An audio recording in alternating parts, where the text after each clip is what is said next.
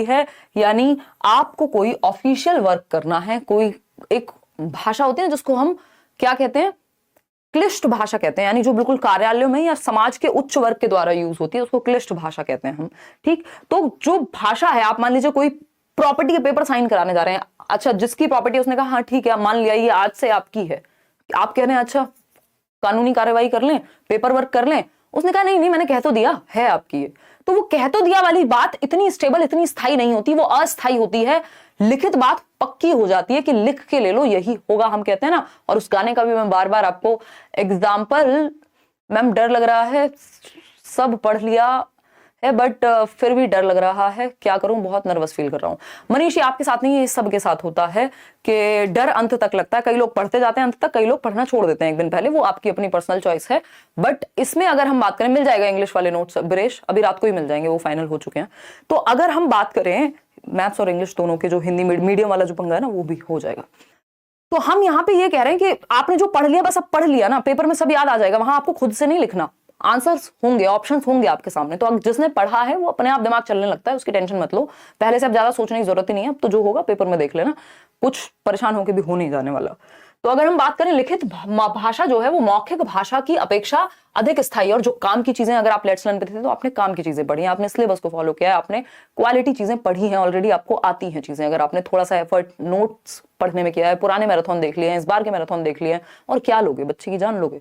ठीक, तो हम ये कहेंगे जो लिखित भाषा है वो मौखिक भाषा की अपेक्षा अधिक स्थायी होती है, यानी ज्यादा स्टेबल है। लिख के लीजिएगा, अफसोस करोगे, मतलब इतना श्योर है व्यक्ति कि मेरे को छोड़ के जा रहे हो वजह दी, तो लिख के ले लो, अफसोस करोगे ही करोगे। दैट मीन्स श्योर होते हैं जब आप, पक्की बात कहते हैं जब आप, स्थायी बात कहते हैं जब आप, जो आसानी से परिवर्तित नहीं होती। जैसे संविधान है, बस बोल करके तो नहीं कह दिया, लिखित में है, तो लिखित चीज ज्यादा प्रमाणिक है, ज्यादा स्थायी है, बजाय कि ये ब्ला ब्ला अपना आपस में बातें कर देना। मूड हुआ तो कहा बेस्ट इंसान हो, मूड हुआ तो कहा कि तुमसे खराब नहीं है कोई, तो ये मूड पे नहीं चलती। मौखिक भाषा बदलने में कम समय लगता है, बहुत कम लोग होते हैं जो मौखिक भाषा जिनकी स्थायी के रूप में होती है कि उन्होंने जो कह दिया तो कह दिया। अब हम बात करते हैं भाषा अर्जन की। भाषा अर्जन यानी लैंग्वेज एक्विजिशन कहते हैं इंग्लिश में इसको।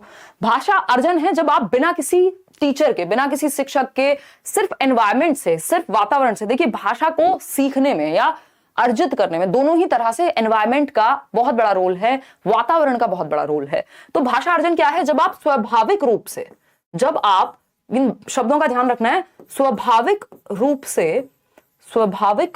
से या मैं कहूं अचेतन रूप से, कई जगह पे अवचेतन मिलेगा बट स्टीफन ग्रेशन कह रहे हैं अचेतन होता है, अचेतन रूप से भाषा को क्या कर लेते हैं, ग्रहण कर लेते हैं।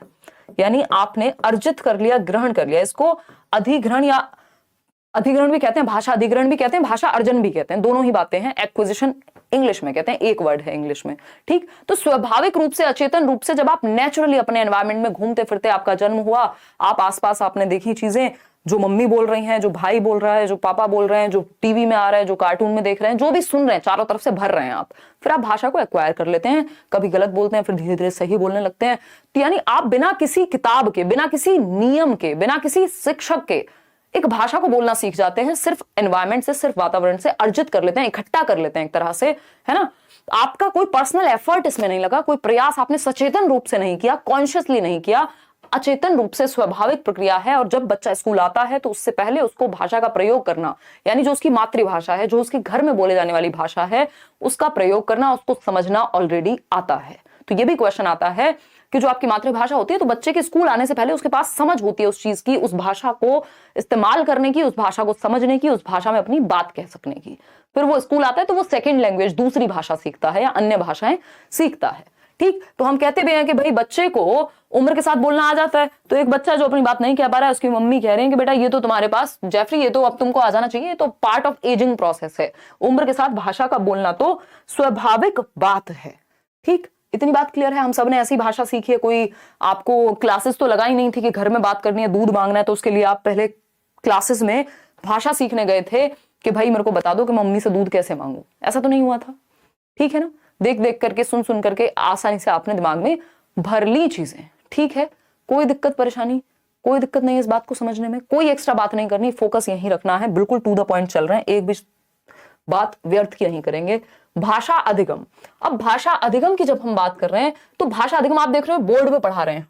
अभी वहां वो पार्क में बैठ के मम्मी और बेटा बात कर रहे थे या बेटी बात कर रहे थे पिछले वाले फोटो में, क्योंकि वो एनवायरमेंट में हो जाती है, खेलते कूदते हो जाती है, अचेतन प्रक्रिया है, स्वाभाविक प्रक्रिया है। जबकि भाषा अधिगम जो है वो सचेतन प्रक्रिया है, कॉन्शियस एफर्ट, प्रयास लगेंगे। यहाँ पे औपचारिक शिक्षा लेनी पड़ेगी, वहां अनौपचारिक थी चीजें आप अपने घर से सीख जाते हैं। औपचारिक क्या है, आप स्कूल जा रहे हैं, आप विद्यालय से सीखेंगे, आप नियम सीखेंगे, आप व्याकरण सीखेंगे भाषा का, तब जाकर के आप कहीं भाषा सीख पाते हैं जो दूसरी भाषा होती है, ठीक है ना, तब जाकर के आप वो भाषा सीख पाते हैं। इतनी बात क्लियर है। तो यहाँ पे किताबें भी होंगी। तो मुख्य अंतर भाषा अर्जन और अधिगम के बीच जो मुख्य अंतर है वो है भाषा के वातावरण का, क्योंकि भाषा अर्जन आप उस भाषा का करते हैं जो आपके वातावरण में होती है, उसको आप एक्वायर कर लेते हैं, सचेतन नहीं अचेतन ही रूप से, अनौपचारिक रूप से, बिना विद्यालय जाए, बिना शिक्षक के, बिना व्याकरण सीखे। यहाँ आपको व्याकरण भी सीखनी होती है, आप विद्यालय भी जाते हैं, आप सारे सचेतन प्रयास करते हैं, ठीक। तो ये मुख्य अंतर है अधिगम का और अर्जन का। इतनी बात क्लियर है। अगर दोनों में अंतर की बात करें तो मुख्य पॉइंट्स देख लेते हैं सिर्फ। क्या है ये, भाषा अर्जन और दूसरा है भाषा अधिगम। अर्जन हमें पता है एक्विजिशन, जो कि एक अवचेतन प्रक्रिया है, या अगर हम स्टीफन क्रेशन की माने तो वो कहते हैं अचेतन प्रक्रिया है, यानी आपको अनकॉन्शियसली, आपका ध्यान भी नहीं है सीखने पे, आप भाषा अपने आप सीख गए बड़े होते होते अपने घर में, अपने आसपास से। वहीं जब अधिगम की हम बात करते हैं तो ये चेतन प्रक्रिया है, कॉन्शियस एफर्ट है। आप स्कूल गए, आप स्कूल की भाषा को समझने का प्रयास कर रहे हैं, आप उसको सीखने का प्रयास कर रहे हैं, आप क्या कर रहे हैं, साथ में आप शब्द अर्थ रट रहे हैं या याद कर रहे हैं, किताबें पढ़ रहे हैं, शिक्षक आपके साथ है, दुनिया भर की चीजें हो रही हैं, मूवीज देख रहे हैं, आपने इंग्लिश सीखी तो आप स्पेशली देख रहे हैं। हालांकि मूवीज वगैरह की सहायता से तो आप भाषा अर्जन भी कर लेते हैं, ठीक है, कोई दिक्कत नहीं है। स्वाभाविक प्रक्रिया यानी एक नेचुरल प्रोसेस है क्या, भाषा अर्जन यानी लैंग्वेज एक्विजिशन। वही नियमबद्ध, रूल बेस्ड, है ना, रूल बेस्ड प्रोसेस है क्या आपकी भाषा अधिगम की प्रक्रिया, ठीक। इतनी बात क्लियर है या कोई दिक्कत परेशानी इस बात को समझने में हो रही है? नहीं होनी चाहिए। क्यों? क्योंकि रूल बेस्ड, जब आप स्कूल में जा रहे हैं तो आप व्याकरण भी पढ़ रहे हैं, आप नियम भी पढ़ रहे हैं, आप सारी चीजें पढ़ते हैं वहां पे, ठीक है। इतनी बात, कोई दिक्कत है इस बात को समझने में नहीं होनी चाहिए। अनौपचारिक प्रक्रिया की जब हम बात कर रहे हैं तो ये है इनफॉर्मल प्रोसेस अर्जन, क्योंकि आप घर से, वातावरण से, मूवीज से, जहां पे भी आपका ध्यान नहीं, आप भाषा सीखने नहीं गए बट सीख लिया। औपचारिक प्रक्रिया है फॉर्मल, जब आपको स्कूल, व्याकरण, शिक्षक इन सब की जरूरत पड़े। मातृभाषा क्या है, मदर टंग आप एक्वायर करते हैं, मदर टंग आप एक्वायर करते हैं, मदर टंग आप अर्जित करते हैं, मातृभाषा आप अर्जित करते हैं। जो मातृभाषा क्या है, मम्मी की भाषा नहीं, जो घर में बोली जाती है, वो भाषा जो सबसे पहले बोली जाती है ना। जैसे हमारी मातृभाषा हिंदी हो सकती है कई लोगों की तमिल भी हो सकती है, किसी की तेलुगु हो सकती है, किसी की पंजाबी हो सकती है ना, किसी की संस्कृत भी हो सकती है। तो जो घर में बोले जाने वाली भाषा है, जब आपने जन्म लिया और आसपास जो भाषा सबसे पहले आपके घर में बोली जाती है वो मातृभाषा है। तो मान लीजिए हिंदी है और आपकी मातृभाषा हिंदी है, आपने एक्वायर कर लिया, अर्जित कर लिया हिंदी को बिना किसी प्रयास के, स्वाभाविक प्रक्रिया, स्वाभाविक रूप से, बिना किसी किताब के, बिना किसी टीचर के। वहीं जब हम दूसरी भाषा की बात कर रहे हैं तो दूसरी भाषा यानी कोई भी सेकंड लैंग्वेज या L2 हम कह देते हैं, आपको ये क्वेश्चन हिंदी में भी देखने को मिल सकता है, इसको हम L1 कहते हैं। जो भाषा आपने सबसे पहले सीखी है, मातृभाषा मदर टंग नेचुरल होती है। दूसरी भाषा लैंग्वेज 2 जो आप स्कूल जाके सीखते हैं, इसको लक्ष्य भाषा भी कह देते हैं, और इसको देशज या देशीय भाषा कह देते हैं मातृभाषा को, यानी नेटिव लैंग्वेज भी कह देते हैं। स्पीड आज ऐसी रहने वाली है, स्पीड आप कम करके देख लीजिएगा जिनको ज्यादा समस्या हो, ठीक है ना। कोई दिक्कत, कोई परेशानी, कोई समस्या अगर है तो बता दीजिए, है ना। ये देखो इस तरह के लोग, हम इनका क्या करें, इनको ब्लॉक करें, इनको अच्छा बुरा बोलें, मतलब कोई व्यक्ति कितनी मेहनत कर रहा है, इनका ध्यान उस पर है ही नहीं, है ना। ये कह रहे हैं मैम L2 संस्कृत वालों के बारे में बता दीजिए, क्यों नफरत है आपको संस्कृत से, और रेड इमोजी बता रहे हैं, है ना। तो मतलब सारी भाषाएं, एक व्यक्ति, फिर पंजाबी वाले आएंगे, वो कहेंगे अच्छा पंजाबी नहीं पढ़ाई आपने, है ना। कोई अंत है इस बात का? कैसी बातें करते हो यार, बैच में चले जाते हैं, वहां पढ़ लेते हैं, अरुण सर पढ़ाते हैं। देखिएगा, अगर हम बात करते हैं भाषा अर्जन और अधिगम के बीच की, तो मुख्य अंतर क्या है, वातावरण। कल और परसों जिनका पेपर है उनको बख्श दीजिए, आप डिस्ट्रैक्ट मत कीजिए एक्स्ट्रा कमेंट करके, है ना, अगर किसी का लेट भी है तो पेपर। तो वातावरण, इनका मुख्य अंतर जो है वो वातावरण है। क्लियर है बात? कोई दिक्कत, कोई परेशानी नहीं होनी चाहिए। तो मुख्य अंतर इन दोनों के बीच का वो वातावरण है, क्योंकि भाषा अर्जन के लिए आपकी मातृभाषा का वातावरण आपको घर पे मिल जाता है। अगर आपको दूसरी भाषा का भी वातावरण मिल गया होगा तो आप एक से अधिक भाषाएं भी अर्जित कर सकते हैं स्वाभाविक रूप से। यानी घर में अगर आपके इंग्लिश भी बोली जाती, हिंदी भी बोली जाती शुरू से ही, तो आप नेचुरली स्वाभाविक रूप से एक्वायर कर चुके होते हिंदी भी इंग्लिश भी। ठीक, चलिए अब लक्ष्य भाषा व मातृभाषा के बीच का अंतर समझ लेते हैं, एक ही मिनट लगेगी। लक्ष्य भाषा को हम टारगेट लैंग्वेज भी कह देते हैं जब बच्चा स्कूल में जाकर के, क्योंकि अब हिंदी और इंग्लिश की पेडागोजी में अंतर बचा नहीं है, क्वेश्चन लगभग सेम ही देखने को मिल रहे हैं। तो लक्ष्य भाषा यानी जिसको सिखाने का लक्ष्य है, यानी स्कूल में जो भाषा सिखाई जा रही है। मान लीजिए आपके घर में हिंदी बोली जाती थी, स्कूल में टारगेट लैंग्वेज क्या हो सकती है? स्कूल में टारगेट लैंग्वेज होगी आपकी जो भी इंग्लिश है, या जिस भी स्कूल में आप हैं, संस्कृत है मान लीजिए, तो वो टारगेट लैंग्वेज हो गई, यानी जिसको टारगेट किया जा रहा है। तो लक्ष्य भाषा जनरली लैंग्वेज 2 में ही आती है, क्योंकि मातृभाषा लैंग्वेज 1 है। तो मातृभाषा आपकी, इसको देशीय भाषा भी कह सकते हैं, है ना, पहली भाषा भी कह सकते हैं, लैंग्वेज 1 भी कह सकते हैं। ठीक, और इसको लैंग्वेज 2 भी कह सकते हैं, या टारगेट लैंग्वेज या लक्ष्य भाषा भी कह सकते हैं। इसको आप देशीय भाषा या नेटिव लैंग्वेज भी कह सकते हैं। हिंदी में नेटिव भी लिख देगा, उसका कोई भरोसा नहीं है एग्जामिनर का, ठीक है ना। तो ये एक बेसिक बात है जो हमें यहाँ पता होनी ही चाहिए। ठीक, अगर हम बात करें मातृभाषा की, तो मातृभाषा का अर्जन किया जाता है। और अगर हम किसकी बात कर रहे हैं, जनरली अगर हम देखें सामान्य तौर पे, तो लक्ष्य भाषा को आप अधिगम करते हैं। अधिगम वो प्रक्रिया है यानी लर्निंग, जिसमें आप एफर्ट्स यानी कि प्रयास करते हैं, अभ्यास करते हैं, वहीं और सचेतन यानी कॉन्शियस एफर्ट्स लेते हैं। वहीं मातृभाषा में आप अचेतन रूप से सीख जाते हैं, सचेतन रूप से नहीं, अचेतन से या अवचेतन से अर्जित कर लेते हैं भाषा को स्वाभाविक रूप से। ठीक है, इतनी बात, कोई दिक्कत परेशानी अगर इस बात को समझने में हो रही है तो आप बता दीजिए। भाषा के क्या हैं? विविध रूप हैं, इसको लेकर के बात कर लेते हैं। तो भाषा के विविध रूप की जब हम बात करें तो एक रूप हो गया मातृभाषा, जिसको हम मदर टंग कहते हैं, जो आपके घर में पहली भाषा बोली जाती है, जिसको आप अर्जित करते हैं। दूसरी भाषा है राष्ट्रभाषा। राष्ट्रभाषा क्या है? नेशनल लैंग्वेज जिसको हम कहते हैं। क्या हिंदी भारत की राष्ट्रभाषा है? बताइए कमेंट करके, फटाफट से बताइए। अगर हम बात करें फटाफट से बताइए, नो नो नो नो। क्या हिंदी भारत की राष्ट्रभाषा है?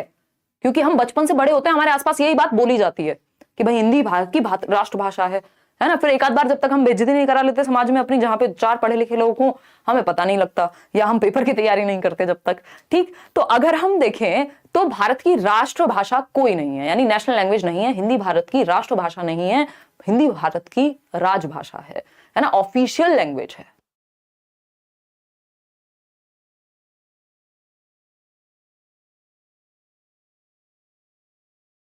लाइक शेयर करते रहना है। आज दूसरा सेशन था तो इस चक्कर में ये वाला सेशन काफी लेट हो गया, बट हम इसको 1 घंटे में ही समेट देंगे। जो जरूरी बातें हैं वो कर लेंगे, अदरवाइज तो मैं पहले भी मैराथन ले चुकी हूँ, हिंदी के नोट्स भी आपको दे चुकी हूँ।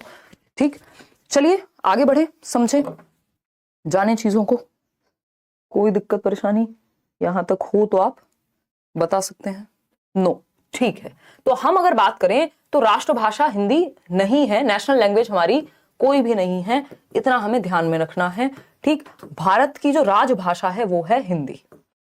क्या है? हिंदी भारत की राजभाषा है, ऑफिशियल लैंग्वेज है।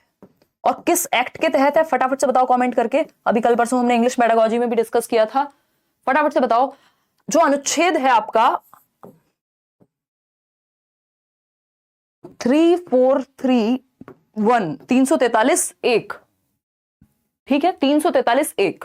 और अगर हम बात करें ये एक्ट कब आया था राजभाषा का, तो राजभाषा अधिनियम आया था 1963 में, 1963 में, जिसको हम ओला भी कह देते हैं, ऑफिशियल लैंग्वेज एक्ट, यानी राजभाषा अधिनियम। ठीक, तो जिसके अनुसार जो राजभाषा है वो है हिंदी, आर्टिकल 343(1) में। और अगर हम बात कर रहे हैं यहां पे सहकारी राजभाषा, यानी जो सह राजभाषा, जो एसोसिएट है राजभाषा की, सहकर्मी है, जो एसोसिएट है, संबंधित है, वो कौन सी है? दूसरी भाषा AOL जिसको हम कहते हैं एसोसिएट ऑफिशियल लैंग्वेज, वो है हमारी इंग्लिश, आर्टिकल या अनुच्छेद 343(2) के तहत। इतना हमें ध्यान रखना है। ये बेसिक सी बात है जो हमें ये बताती है कि संविधान के अनुसार हिंदी की जगह क्या है? राजभाषा की है। ठीक है, मातृभाषा कई लोगों के लिए हो सकती है, कई लोगों के लिए नहीं भी हो सकती। अच्छा, भाषा के कुछ और भी रूप होते हैं, जैसे आपने पढ़ा होगा मानक भाषा। क्या कहते हैं हम? मानक भाषा।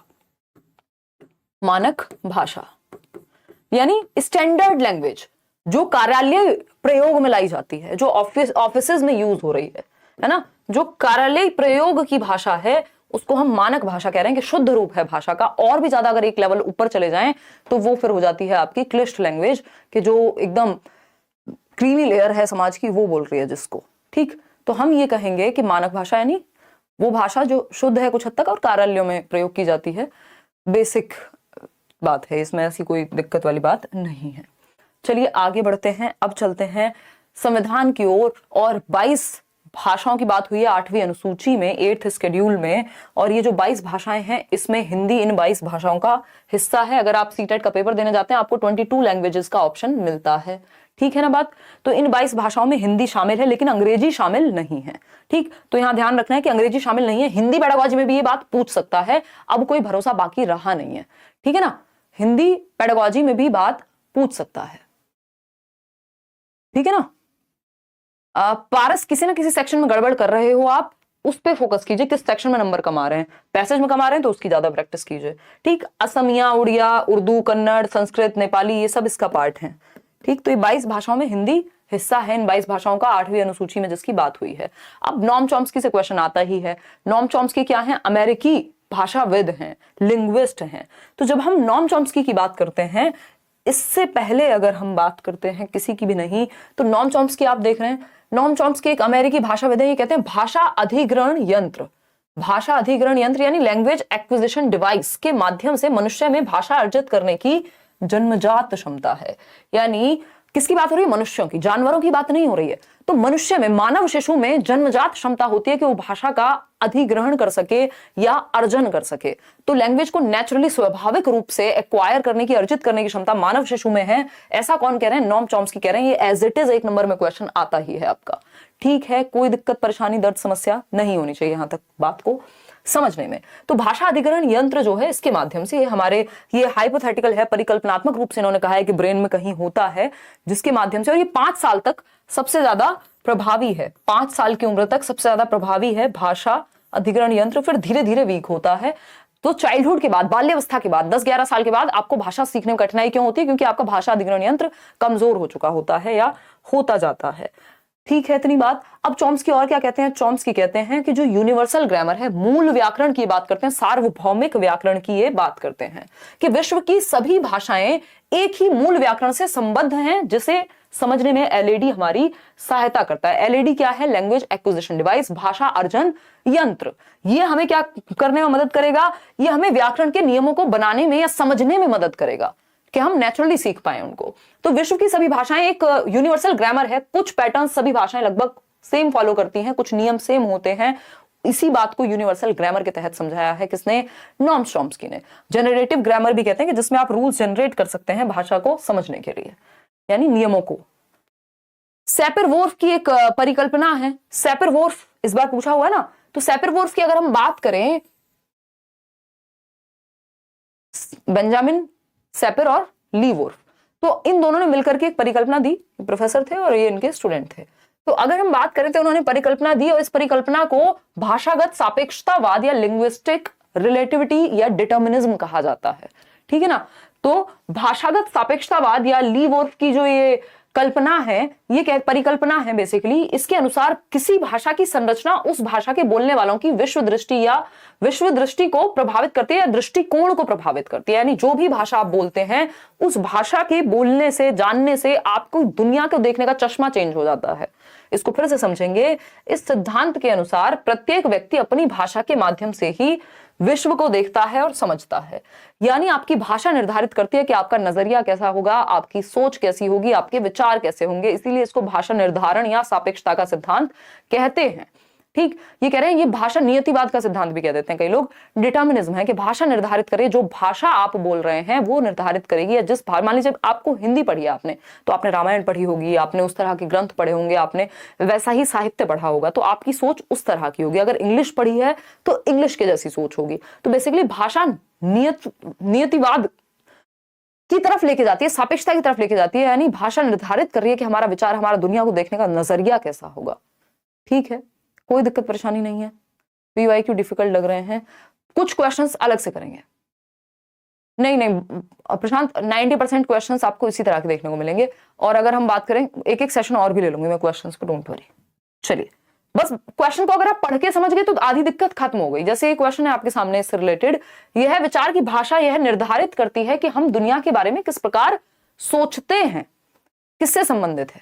तो दुनिया के बारे में हम किस तरह से सोचते हैं, ये कौन निर्धारित कर रहा है? भाषा निर्धारित कर रही है। तो ये निर्धारित या नियतिवाद हो गया, रिलेटिविज्म हो गया। तो भाषाई सापेक्षता, भाषा सामाजिकरण, भाषा अधिकरण या सापेर-वुर्फ। तो ये सैपर-वुर्फ परिकल्पना है। देखिए सापेक्षता, ये रिलेटिविटी, बात इन्होंने यही कही है लेकिन इस कल्पना के तहत कही है। तो अगर एक आंसर चूज करना होगा तो ए करेंगे, अदरवाइज सापेक्षता भी यहां सही हो सकता था बट पेपर में माना नहीं है उन लोगों ने। क्यों? क्योंकि सापेक्षता मतलब रिलेटिव होता है कुछ हद तक, इन्होंने कह दिया वही निर्धारित करेगी, जो कि सैपर-वुर्फ परिकल्पना के अंदर ही आती हैं ये दोनों ही बातें। तो ए को ही आप यहां सही मानने वाले हैं। आगे बढ़ेंगे, स्किनर की बात कर लेते हैं। स्किनर क्या है? स्किनर कहते हैं कि भाषा जो है बच्चा वो अपने माता पिता और आसपास के लोगों की भाषा का अनुकरण करके सीखता है, यानी नकल करके सीखता है, यानी कॉपी करेगा, उनको इमिटेट करेगा जो आसपास के लोग हैं। जब वो माता जी को देखता है बात करते हुए कि खाना खा रही हूं, तो वो भी उसको तुतला करके बोलता है कि मैं भी खाना खा रही हूं, या व्हाटएवर तुतला करके बोलेगा। ठीक, तो कॉपी करता है बच्चा, अनुकरण करके आसपास के लोगों का भाषा सीखता है या एक्वायर करता है।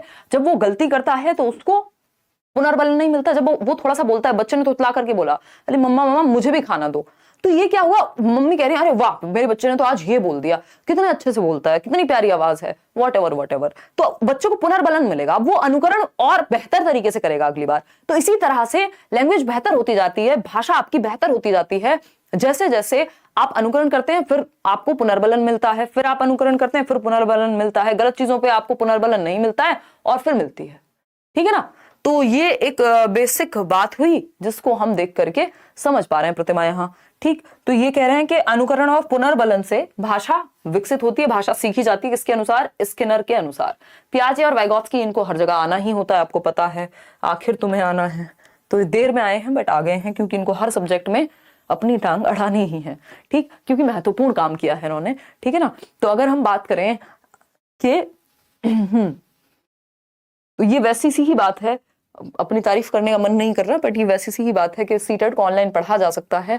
आज से 20 साल बाद जब बात होगी और आप भूल जाएं कि हिमांशु ने ऐसा किया था सबसे पहले सबसे बेहतर तरीके से, तो ये वैसी ही बात हो जाएगी कि हम पियाजे और वाइगोत्स्की को ना पढ़ें जब हम बच्चे को समझ रहे हैं तो। ठीक, तो पियाजे और वाइगोत्स्की की अगर हम बात करें, पियाजे और वाइगोत्स्की की अगर हम बात करें तो ये कहते हैं, पियाजे कहते हैं कि बच्चा विचार जो है वो भाषा से पहले आता है, यानी थॉट जो है वो पहले आएगा भाषा से। बोलना तो बाद में सीखते हैं, मन में विचार तो आने ही लगते हैं ना। तो विचार भाषा से पहले आता है और विचार जो है निर्धारित करेगा कि आप भाषा क्या बोलेंगे। तो विचार न केवल पहले आता है भाषा से, बट ये निर्धारित भी करता है कि भाषा कैसी होगी। ठीक है, कोई दिक्कत कोई परेशानी इस बात को समझने में है कि नहीं है, ये बता दीजिएगा। क्लियर है बात? कोई दिक्कत नहीं है, समझते हैं। अब वाइगोत्स्की की जब हम बात कर रहे हैं, वाइगोत्स्की कह रहे हैं समाज और संस्कृति से, यानी सामाजिक अंतःक्रिया से, सोशल इंटरेक्शन से। क्या होती है? सोशल इंटरेक्शन से, सामाजिक अन्योन्य क्रिया से भाषा सीखी जाती है। जब बच्चे आपस में चार लोगों से बात करते हैं, बाहर निकलते हैं, लोगों को बात करते हुए देखते हैं। ठीक, तो इनका मानना है कि विचार और भाषण या विचार और भाषा, अगर मैं बात करूं तो विचार और भाषा पहले अलग अलग होते हैं, स्वतंत्र होते हैं, और फिर 3 साल के आसपास जाकर के विलीन हो जाते हैं, एक दूसरे में इंटरमिंगल हो जाते हैं। ये एक कहानी है जो कौन कह रहे हैं? वाइगोत्स्की कह रहे हैं। ठीक, ये उल्टा नहीं कह रहे हैं एक दूसरे का, बट दोनों अपनी अपनी बात रख रहे हैं। जब भाषा के प्रकार की बात करते हैं तो जीन पियाजे ने कहा कि अहम केंद्रित वाक यानी ईगो सेंट्रिक स्पीच, जब बच्चा खुद से ही बोल बोल करके बातें करे 2 से 7 वर्ष में, या मैं कहूं 3 से 6 वर्ष में, तो उस समय ये कह रहे हैं कि हाँ ठीक है इसका अपना महत्व है, बट उतना महत्व नहीं है। मतलब है इसका भी महत्व अहम केंद्रित वाक का, यानी बच्चा खुद से ही बातें कर रहा है, बट इन्होंने तो ये कहा है ना कि जो संज्ञान है उससे भाषा विकसित हो रही है, जबकि वाइगोत्स्की कह रहे हैं भाषा से संज्ञान यानी कॉग्निशन विकसित होगा। तो लेव वाइगोत्स्की की जब हम बात करें तो बालक भाषा अपने परिवेश से यानी अंतःक्रिया करके सीखता है, इंटरेक्ट करके सीखता है। इनके अनुसार जो निज भाषा है, वाइगोत्स्की के अनुसार भाषा के 3 मुख्य प्रकार हैं। यहां से एक क्वेश्चन आता ही है ना, निश्चित है एक क्वेश्चन आना। वाइगोत्स्की के जो 3 प्रकार हैं वहां से, वाइगोत्स्की की जब हम बात कर रहे हैं, वाइगोत्स्की की जब हम बात कर रहे हैं तो इन्होंने सबसे पहले दिया है सामाजिक वाक का कॉन्सेप्ट, सामाजिक यानी सोशल स्पीच, जब बच्चा समाज में अपने आसपास के लोगों से बात करना शुरू कर दे, तुतला के जैसे भी बोलना शुरू कर दे, अपनी बात को कहना शुरू कर दे, जो कि 2 वर्ष में हो जाता है। मैं आपको बता भी दूंगी कितने वर्ष में कितनी डिक्शनरी आ जाती है। खाना बनाते हुए देख रहे हैं, बहुत बढ़िया। देखिएगा इस टाइम कौन सा खाना बनता है, रात के 10:30 बजे, कमाल कर दिए हैं। सामाजिक वाक जो 2 वर्ष में आ जाएगा। फिर आता है निज वाक, जिसको इन्होंने बहुत महत्व दिया है। निज वाक या निजी वाक कह लीजिए आप इसको, प्राइवेट स्पीच कहते हैं अंग्रेजी में, ठीक। तो ये 3 से 6 वर्ष, 3 से 6 वर्ष, और ये बहुत अहम भूमिका निभाता है संज्ञानात्मक विकास में। फिर आता है मौन वाक, साइलेंट इनर स्पीच, मौन वाक, ये लास्ट स्टेज है, 6 साल के अराउंड आती है या 6 साल के बाद आती है, ठीक।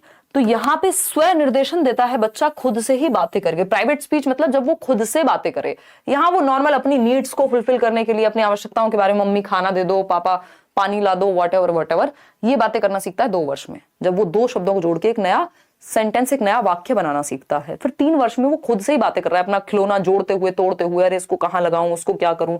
तो ये स्व निर्देशन मिलता है इससे। वाइगॉस्की कहते हैं ये सेल्फ डायरेक्शन मिलता है बच्चे को, सेल्फ रेगुलेशन कर पाता है, वो खुद को ही नियंत्रित कर पाता है अपने विचारों को, किससे, निजी वाक से, या हम कहेंगे प्राइवेट स्पीच से। मौन वाक फिर बाद में और हायर लेवल पे चला गया, मन में ही वो बोल लेगा, बाहर किसी को कुछ बोलने की जरूरत नहीं है। जबकि निजी वाक में वो खुद से ही बातें कर रहा था, लेकिन निजी वाक भी महत्वपूर्ण है। तो इतना बात हम ध्यान रखेंगे। कोई पजल बॉक्स को कपड़े की तह बनाते हुए बच्चा खुद से बातें कर रहा हो, अरे इसको ऐसे नहीं ऐसे फोल्ड करते हैं, खुद से बातें कर रहा है, तो ये निज वाक है, प्राइवेट स्पीच है, ठीक है। तो इन्होंने कहा ये जो निजी वाक है, ये जो प्राइवेट स्पीच है, ये बहुत ही महत्वपूर्ण है संज्ञानात्मक विकास में, कॉग्निटिव डेवलपमेंट में, ठीक है। इतनी बात। वाइगॉस्की के अकॉर्डिंग तो सोसाइटी, कल्चर और लैंग्वेज, ये 3 महत्वपूर्ण चीजें हैं। अब स्टीफन क्रेशन आ गए हैं, ये अंग्रेजी आप छोड़ दीजिए, हिंदी में समझते हैं, क्योंकि आज हिंदी की कक्षा है। इतनी बात ठीक है या नहीं? ठीक है, कोई दिक्कत नहीं है। मैथ पेडागोजी कुछ करा दो कल तक, गुलशन कह रहे हैं। कल नहीं, परसों कराएंगे यार अब मैथ्स पेडागोजी। इतने आप नोट्स पढ़ लीजिए वाले, और प्रीवियस मैराथन देख लो जो मैथ्स पेडागोजी की मैंने कराई हुई है, और कुछ क्वेश्चंस भी कराए इस बार।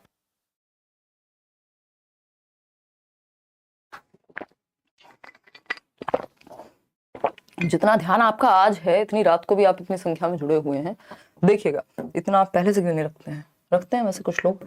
अधिग्रहण सीखने की वैसे आप लोग बहुत संख्या में, आप लोगों ने पूरी मेहनत से काम किया है, और जिन लोगों ने सच में मेहनत की है उनको पेपर में फल देखने को मिलेगा, मेहनत भी सही दिशा में। अधिग्रहण सीखने की परिकल्पना, यानी ये इनकी 5 हाइपोथेसिस हैं।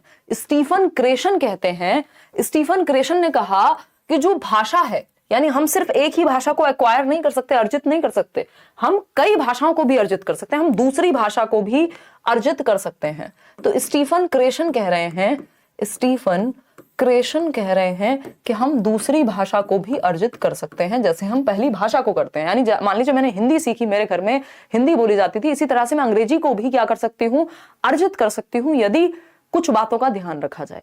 तो ये कह रहे हैं कि जो दूसरी भाषा का अर्जन है वो भी हो सकता है, दूसरी भाषा को भी, दूसरी, हम क्वेश्चंस भी करेंगे लास्ट में, दूसरी भाषा को अचेतन रूप से अर्जित किया जा सकता है, अचेतन रूप से। यानी अगर आपको वो एनवायरनमेंट मिल जाए तो आप दूसरी भाषा को भी अर्जित कर लेंगे नेचुरली, जैसे आप पहली भाषा को करते हैं।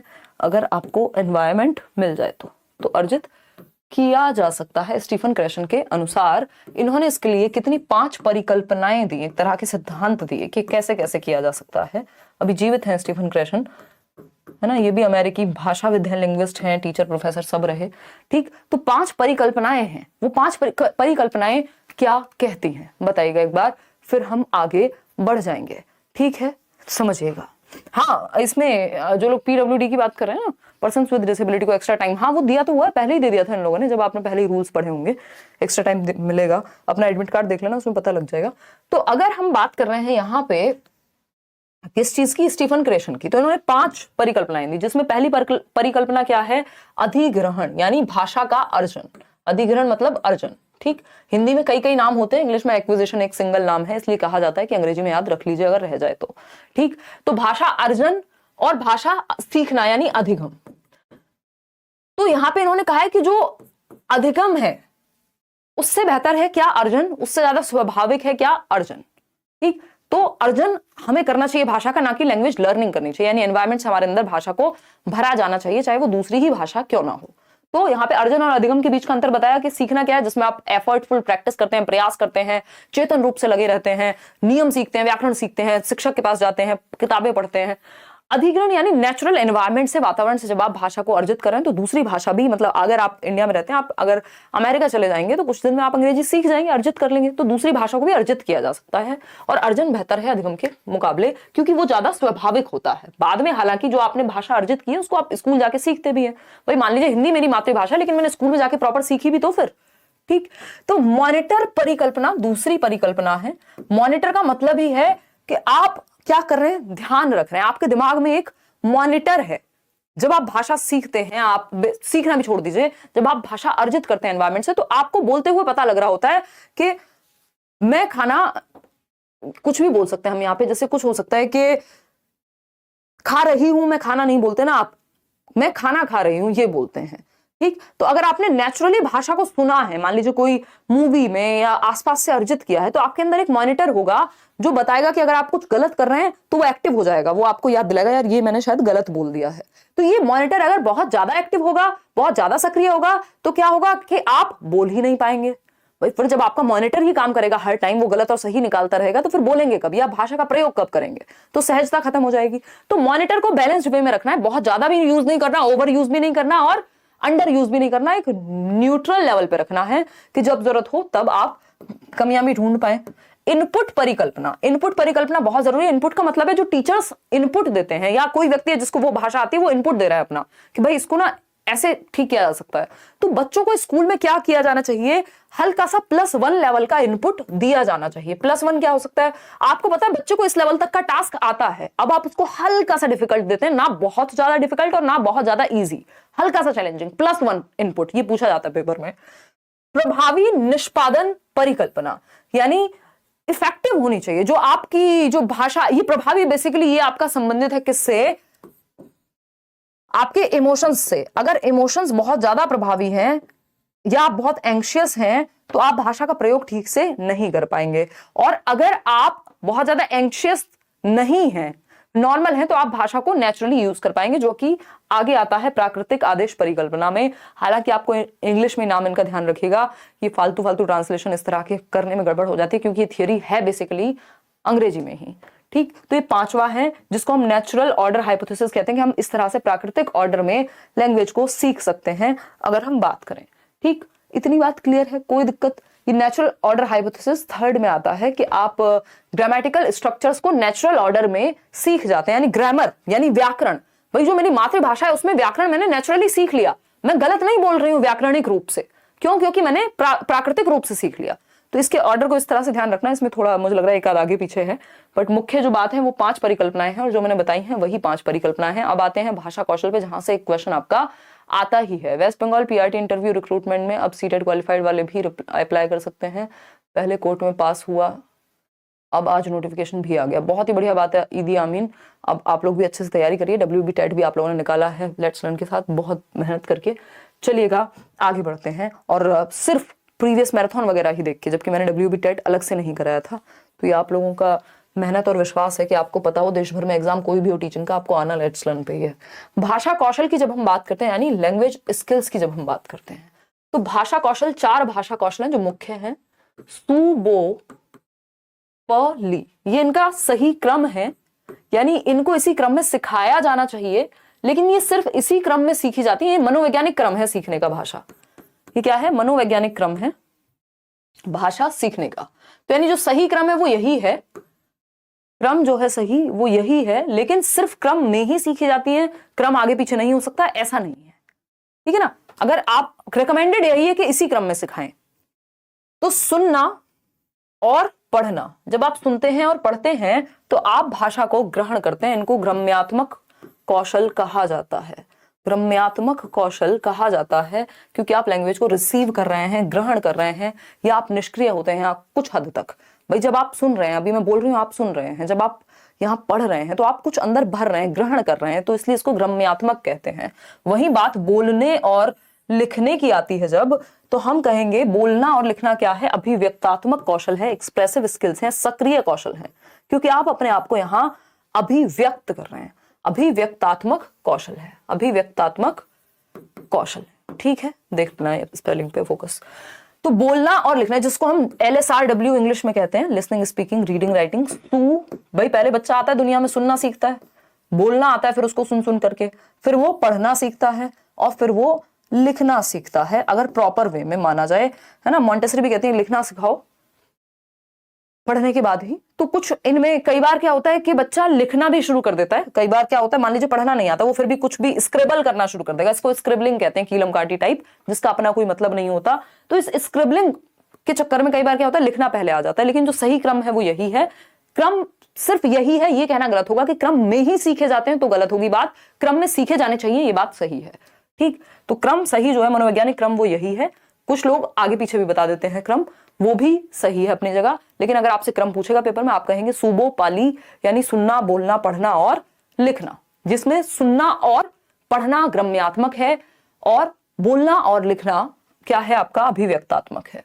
तो पढ़ने की जब हम बात कर रहे हैं, पढ़ना क्या है यहाँ पर, रीडिंग की जब हम बात कर रहे हैं, तो रीडिंग में भी कुछ दो मुख्य प्रकार हैं। क्या कह रहे हो भाई, सठिया गए CBSE वाले, सेकंड फेज वाला प्री एडमिट कार्ड शो किया था 1 सेकंड के लिए। हाँ, ये लोग ऐसे ही खेलते रहते हैं। अब तो आपका पूरा ध्यान पढ़ाई पे होना ही चाहिए, जिन लोगों का पेपर, क्योंकि अभी टाइम है। देखो, जिसका प्री एडमिट कार्ड नहीं आया, इसका मतलब 1 हफ्ता तो अभी है आपके पास, है ना। 1 हफ्ते पहले प्री एडमिट कार्ड आएगा और 2 दिन पहले एडमिट कार्ड आएगा। तो 1 हफ्ते में तो दुनिया बदल जाती है सीटेट में, इतनी बड़ी बात थोड़ी है। तो पढ़ने की जब हम बात कर रहे हैं, तो हम पढ़ना, देखिए इसमें 2 तरह के क्वेश्चन आते हैं कि पढ़ने के लिए सबसे ज्यादा जरूरी क्या है। तो आपको ध्यान रखना है अर्थ। भाई मान लीजिए एक दूसरा आता है कि अक्षर की पहचान। अक्षर पहचान से भी ज्यादा जरूरी क्या है, सबसे कम महत्वपूर्ण अक्षर की पहचान है अगर देखा जाए। क्योंकि मान लीजिए आप अक्षर की पहचान करते हैं, बहुत बढ़िया, रैपिडली पढ़ लेते हैं तेजी से, बट आप चतुर रामलिंगम बन गए। वही था ना वो चतुर जो था उसमें 3 इडियट्स में, जिसको पढ़ के समझ में कुछ नहीं आता, संदर्भ में अर्थ ही ग्रहण नहीं कर पाते, तो कोई पॉइंट नहीं हुआ अक्षर पहचानने का। तो संदर्भ में पढ़ना या अर्थ निर्माण कर पाना सबसे जरूरी होता है पढ़ने के कौशल में, और अक्षर पहचान बाकी बातें सेकेंडरी हैं, उतनी महत्वपूर्ण नहीं है जितना अर्थ या संदर्भ को समझना है। ये बात ध्यान में रखिएगा। इसमें हम मुख्य पाठन को अगर बांटें तो मौन पठन यानी साइलेंट रीडिंग। तो जब आपको थोड़ा तीव्रता से पढ़ना होता है या बहुत ज्यादा फोकस से, गहनता से पढ़ना होता है, तो आप साइलेंट रीडिंग करते हैं, मौन पठन करते हैं, मन में पढ़ते हैं। द्रुत पठन भी इसमें एक चीज होती है कि आप तीव्रता से पढ़ते हैं एक आइडिया लेने के लिए। वहीं सस्वर पठन की जब हम बात करते हैं तो ये है लाउड रीडिंग या अलाउड भी कह देते हैं। ये क्या है, जब बच्चे को हम सुर लय ताल के साथ, उच्चारण इससे बेहतर होता है, उच्चारण इससे बेहतर होता है, सुर लय ताल के साथ। जब क्लासरूम में एक बच्चा खड़ा हुआ, वो क्या है, पठन कर रहा है, तो सुर लय ताल के साथ प्रॉपर कहाँ विराम रखना है, कहाँ आपको रुकना है, कितना, तो ये सब सस्वर पठन में आता है, यानी लाउड रीडिंग। इससे हमारी उच्चारण क्षमता बेहतर होती है। तीसरे चौथी में कहीं शुरू करते हैं हम ये बात, 4th तक जाते जाते।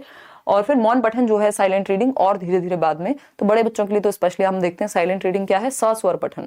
तो अगर वाइगॉस्की की माने तो जो मौन पठन है वो कब हो पाएगा, 6 साल के बाद, है ना। चलिए खैर, और उसके बाद भी, ये भी बाद में और जाकर के बड़ी कक्षाओं में होता है, 6 साल में तो पहली कक्षा में होता है बच्चा। तो सस्वर पठन की एक बात हमने यहाँ कर ली। अर्थ निर्माण सबसे ज्यादा जरूरी है। बच्चे का भाषा के माध्यम से अपने आप को अभिव्यक्त करना जरूरी है। बच्चा थोड़ा बहुत गलत बोले, गलत पढ़े, गलत लिखे, सब चल जाएगा, लेकिन क्या नहीं चल पाएगा कि आप बच्चे को उसको अभिव्यक्त नहीं कर पा रहे हैं। फास्ट कर दें, फास्ट कर दें, चलो फास्ट कर देते हैं, ठीक है, फास्ट कर देंगे, डोंट वरी। 11 बजे तक छुट्टी कर देंगे आपकी। और बताओ, तो अगर हम बात करते हैं, 11 बजे तक थोड़ा मुश्किल है बट हाँ कर देंगे। तो अगर हम बात करें यहाँ पे, तो हमने ये देखा कि समझना जो है वो सबसे ज्यादा जरूरी है। मातृभाषा का प्रयोग करने देना है बच्चे को। अगर थोड़ा बहुत वो गड़बड़ करे, दूसरी भाषा को सीखते समय मातृभाषा में बोलना शुरू कर दे, तो कोई बात नहीं। आपको क्या करना है, मातृभाषा को एक्सेप्ट करना है। त्रिभाषा सूत्र याद रखिएगा। त्रिभाषा सूत्र यानी कोठारी आयोग में बात हुई है त्रिभाषा सूत्र की। 3 भाषाएं प्राथमिक लेवल पे मातृभाषा में पढ़ाना है। फिर अगर सेकंड लैंग्वेज की हम बात कर रहे हैं तो कोई भी मॉडर्न इंडियन लैंग्वेज या फिर अंग्रेजी, अगर हिंदी है पहली भाषा, मातृभाषा यदि हिंदी है तो, है ना, ये इंग्लिश वाली क्लास में भी समझाया था। और अगर हम बात करें थर्ड लैंग्वेज की, तो अगर इंग्लिश सेकंड लैंग्वेज पढ़ी है तो कोई भी मॉडर्न इंडियन लैंग्वेज, वो जो 22 भाषाएं हम देख रहे थे, और संस्कृत वगैरह को एडिशनल या फॉरेन लैंग्वेजेस को एडिशनल लैंग्वेजेस के रूप में एनईपी कहती है कि आप पढ़ा सकते हैं, न्यू एजुकेशन पॉलिसी। ये छोटी छोटी बातें जो आपने, देखो मैंने क्या किया है, जब आपने सारे नोट्स अगर आप पढ़ लेंगे, हिंदी, इंग्लिश, सीडीपी, मैथ्स और आपका ईवीएस। तो अगर आपने सारे नोट्स अच्छे से पढ़े हैं तो एक चीज हो सकती है जो सीडीपी में मैंने मेंशन नहीं की, क्योंकि वो उतनी महत्वपूर्ण वहां नहीं है जितनी मैंने वो ईवीएस में कर दी है, तो क्योंकि वो ईवीएस पे फोकस्ड है, मान लीजिए प्रोसेस स्किल्स ही हैं, तो इसलिए सारे नोट्स पढ़ना जरूरी है कि कुछ चीजें आपका कुछ बचेगा नहीं। फिर कोई एक चीज है मान लीजिए उस संदर्भ में पूछी जाती है तो वो वहां है। तो एमआईएल के ये मातृभाषा की हमने बात कर ली कि मातृभाषा में हम बच्चे को अभिव्यक्त करने देंगे अपने आप को। और एक छोटी सी बात मैं याद दिला देती हूँ, जो एडम स्मिथ हैं उनके, सॉरी एडम स्मिथ नहीं, स्मिथ के अनुसार अगर हम बात करते हैं किसकी, एक साल में बच्चा 3 शब्द बोलने लगेगा, फिर आपको पता ही है कि 2 साल में 272 और 5 साल में 2072, 3 साल के आसपास 1000 शब्द या 900 प्लस, और 4 साल में 1500-1600 प्लस। तो ये थोड़ा बहुत आइडिया आपको पता होने चाहिए। सबसे पहली जो अवस्था होती है भाषा की वो होती है रोना यानी क्राइंग, फिर उसके बाद आता है कूकना।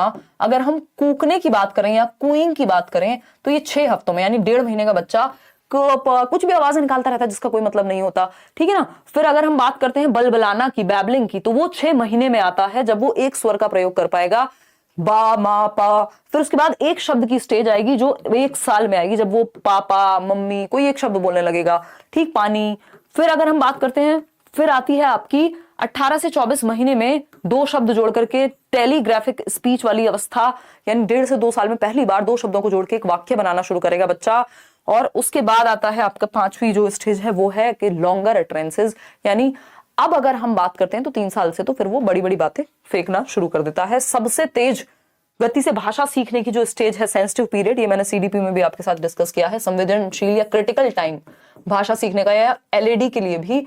तो वो संवेदनशील काल कौन सा है, जन्म से 5 वर्ष तक, या अर्ली चाइल्डहुड अगर आप देखें 2 से 6 वर्ष तक, ठीक, कोई दिक्कत नहीं है। ये बेसिक बातें जो आपको पता ही होनी चाहिए। अब हम लेखन के प्रकार पे थोड़ी सी बात कर लेते हैं। सुलेख होता है जब आप सुंदर सुंदर लिख रहे होते हैं अपनी नोटबुक में सजा सजा के।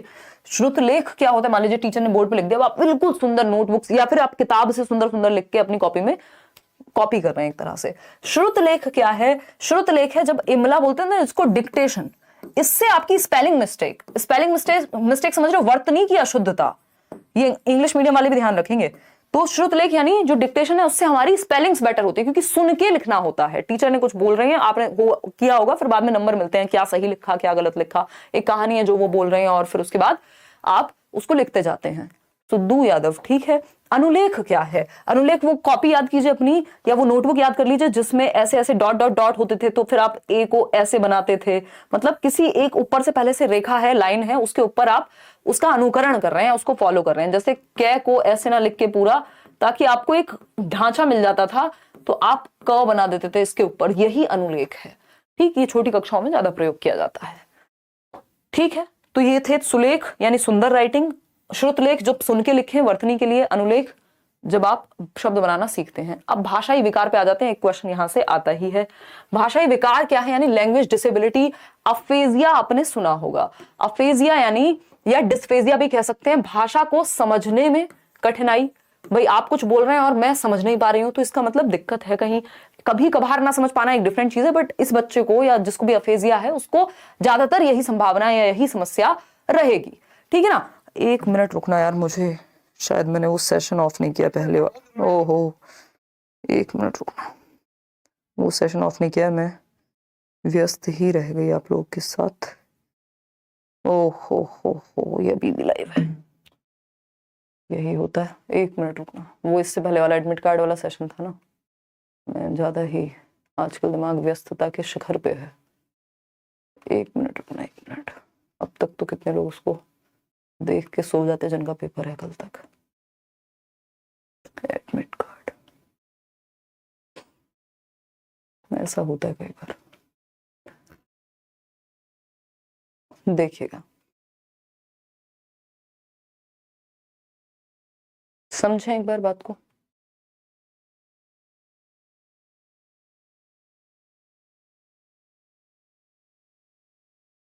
चलिए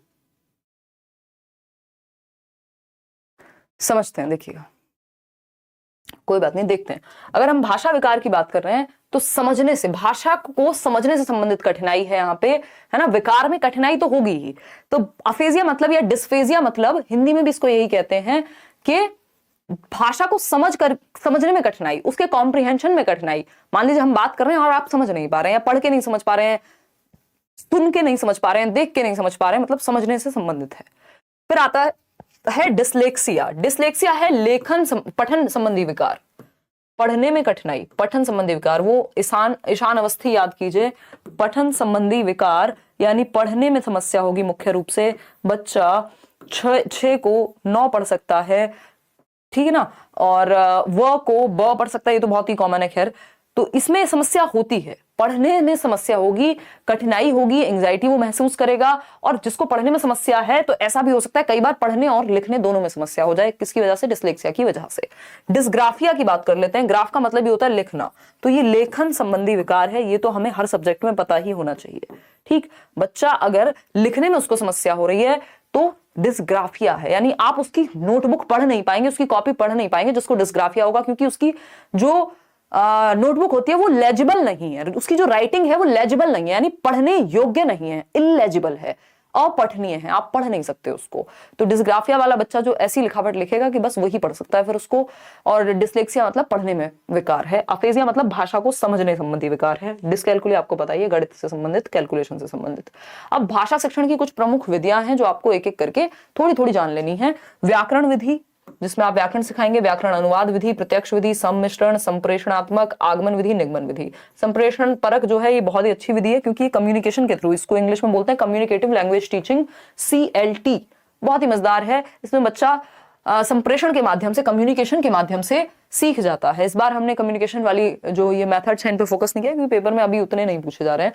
तो आप प्रीवियस ईयर से भी अगर आपकी नजर गई होगी, और मैंने ये सारे जो चैप्टर्स हैं, एक एक चैप्टर आपको कराया हुआ है। अगर आप प्लेलिस्ट उठा के देखेंगे पुरानी, तो मैंने हिंदी पेडागोजी का एक एक चैप्टर, इंग्लिश पेडागोजी का एक एक चैप्टर, EVS का एक एक चैप्टर, CDP का एक एक चैप्टर, सब कराया हुआ है। लेकिन अभी अंत में हम निचोड़ की बात करते हैं। व्याकरण विधि की जब हम बात करते हैं तो ये क्या है? ग्रामेटिकल मेथड है एक तरह से। इस विधि के अंतर्गत अन्य भाषा के नियमों को कुछ शब्दों के साथ सिखाया जाता है और याद कराया जाता है। यानी आप नियम रटते हैं कि सब्जेक्ट कहाँ लगेगा, संज्ञा कहाँ आएगी, फिर यहाँ पे अगर हम बात कर रहे हैं क्रिया कहाँ लगाएंगे, कौन सी फॉर्म लगाएंगे, नियम सीखते हैं आप, याद करते हैं। इसके बाद शब्द संयोजन, यानी शब्दों को जोड़ते हैं, व्याकरणिक नियमों के आधार पर जो आपने याद किए थे उनका अभ्यास करते हैं कि भाई इसमें ये नियम आएगा। तो टोटल फोकस व्याकरण पे है इस विधि में। व्याकरण अनुवाद विधि क्या है? यह विधि 19वीं शताब्दी के अंत तक परंपरागत, यानी इसको ट्रेडिशनल मेथड भी कहते हैं, परंपरागत और मान्य विधि के रूप में प्रचलित रही। इसमें व्याकरण और अनुवाद दोनों विधियां जुड़ती हैं, यानी वहां पे सिर्फ व्याकरण पे फोकस था, यहां पे फोकस किस पे है? यहां पे फोकस है अनुवाद पे, ट्रांसलेशन पे। तो ये बहुत फेमस है। आपसे पूछा जाएगा कि कौन सी विधि है जो मातृभाषा का प्रयोग करके लक्ष्य भाषा को सिखाती है, तो आप कहेंगे व्याकरण अनुवाद विधि है। यानी आपकी किताब में अगर आप इंग्लिश सीख रहे हैं तो उसका अनुवाद हिंदी में भी साथ साथ है। तो इसमें क्या होता है? आपकी मातृभाषा, भाई आप मान लीजिए इंग्लिश सीख रहे हैं, इंग्लिश क्या है? टारगेट लैंग्वेज, लक्ष्य भाषा है, ठीक। मातृभाषा क्या है? हिंदी। तो अब यहां पे क्या है कि जो इंग्लिश सिखाते समय साथ में आपको ट्रांसलेट करते हुए चल रहे हैं हिंदी में, तो हिंदी में ट्रांसलेट कर रहे हैं, इसका मतलब मदर टंग का प्रयोग किया जा रहा है, मातृभाषा का भरपूर प्रयोग है, जिससे आप समझ पाए। तो इसमें लेखन और पठन तो अच्छा हो जाता है, बट संप्रेषण कौशल आपका अच्छा नहीं हो पाता, है ना। आप लिटरेचर पढ़ लेंगे, साहित्य पढ़ लेंगे, आपको रूल्स पता होंगे, लिखना, पढ़ना, सुनना और जो बोलना है वो कमजोर रह जाता है बच्चे का, क्योंकि उसको नियम सारे पता है, वो पढ़ लेता है किताब, मीनिंग पता है, सारे नियम पता है, सब कुछ पता है मातृभाषा का, क्योंकि इसमें ट्रांसलेशन यानी अनुवाद होता है। लेकिन परंपरागत विधि है, लेकिन वो क्या नहीं कर पाता? बोलने में उसको दिक्कत होगी, कम्युनिकेशन उतनी स्ट्रांग नहीं होती, संप्रेषण उतना स्ट्रांग नहीं होता। दूसरी विधि जो बहुत महत्वपूर्ण है, ये व्याकरण अनुवाद विधि और प्रत्यक्ष विधि, ये दोनों बहुत महत्वपूर्ण है ना। ये PDF भी रात को ही आपको मिल जाएंगे। प्री एडमिट कार्ड आया था जो 24 जनवरी को मेरा एग्जाम दिखा रहा था, बट अभी हटा लिया, तो मैं मान के चलूं 29 को ही होगा एग्जाम। हाँ, मान के तो यही चलो जहीर, यही मान के चलो, इनसे हो गया होगा, और अगर कुछ गड़बड़ हुई होगी तो मानने में क्या जाता है, बाकी अगर कुछ चेंज होगा तो पता लग ही जाएगा पहले ही। प्रत्यक्ष विधि की अगर हम बात करते हैं, इसको अंग्रेजी में डायरेक्ट मेथड कहते हैं। अब तो हिंदी इंग्लिश अलग छोड़ी नहीं है इन्होंने, तो आपको ये पता होना चाहिए, ठीक है ना। अब तो नागराज, उसके लिए आपको ऑफिस चले जाइए, अगर आपका पेपर, आप पहले तो पेपर दे लीजिए ऑफिस चले जाइए फिर और समय है कल का, तो पहले ऑफिस चले जाइए, मतलब सीबीएसई के। प्रत्यक्ष विधि की अगर हम बात करें, यानी हम बात करें किसकी, डायरेक्ट मेथड की, तो व्याकरण अनुवाद विधि की अनेक सीमाओं के कारण, यानी बहुत सारी सीमाएं थी, बच्चा बोलना नहीं सीख पा रहा था, सुन की भाषा नहीं समझता था, यहाँ पे इन्होंने क्या किया, डायरेक्ट सिखाएंगे। यानी वो कौन सी विधि है जिसमें मातृभाषा का प्रयोग वर्जित है, मातृभाषा के बिना प्रयोग के, उसको बिना यूज किए डायरेक्ट लैंग्वेज सिखाई जाती है। डायरेक्ट कौन सी भाषा, लक्ष्य भाषा सिखाई जाती है। यानी अगर अंग्रेजी सिखा रहे हैं तो अंग्रेजी के माध्यम से ही सिखाएंगे, किसी अंग्रेज टीचर को भी रख देंगे, है ना, या स्कूल में हिंदी अगर बोल दी तो 5 रुपए फाइन है। क्यों? क्योंकि डायरेक्ट मेथड का प्रयोग कर रहे हैं, इंग्लिश को इंग्लिश से ही सिखा रहे हैं, 4 दिन में अपने आप धीरे धीरे आ जाएगी, शुरुआत में तकलीफ होगी। तो इसके लिए टीचर बहुत प्रोफिशिएंट चाहिए, बेहतर चाहिए, ठीक है ना, पारंगत चाहिए। तो प्रत्यक्ष विधि क्या है, डायरेक्ट उसी भाषा से, लक्ष्य भाषा से ही लक्ष्य भाषा को सिखा रहे हैं, मातृभाषा का प्रयोग नहीं होता।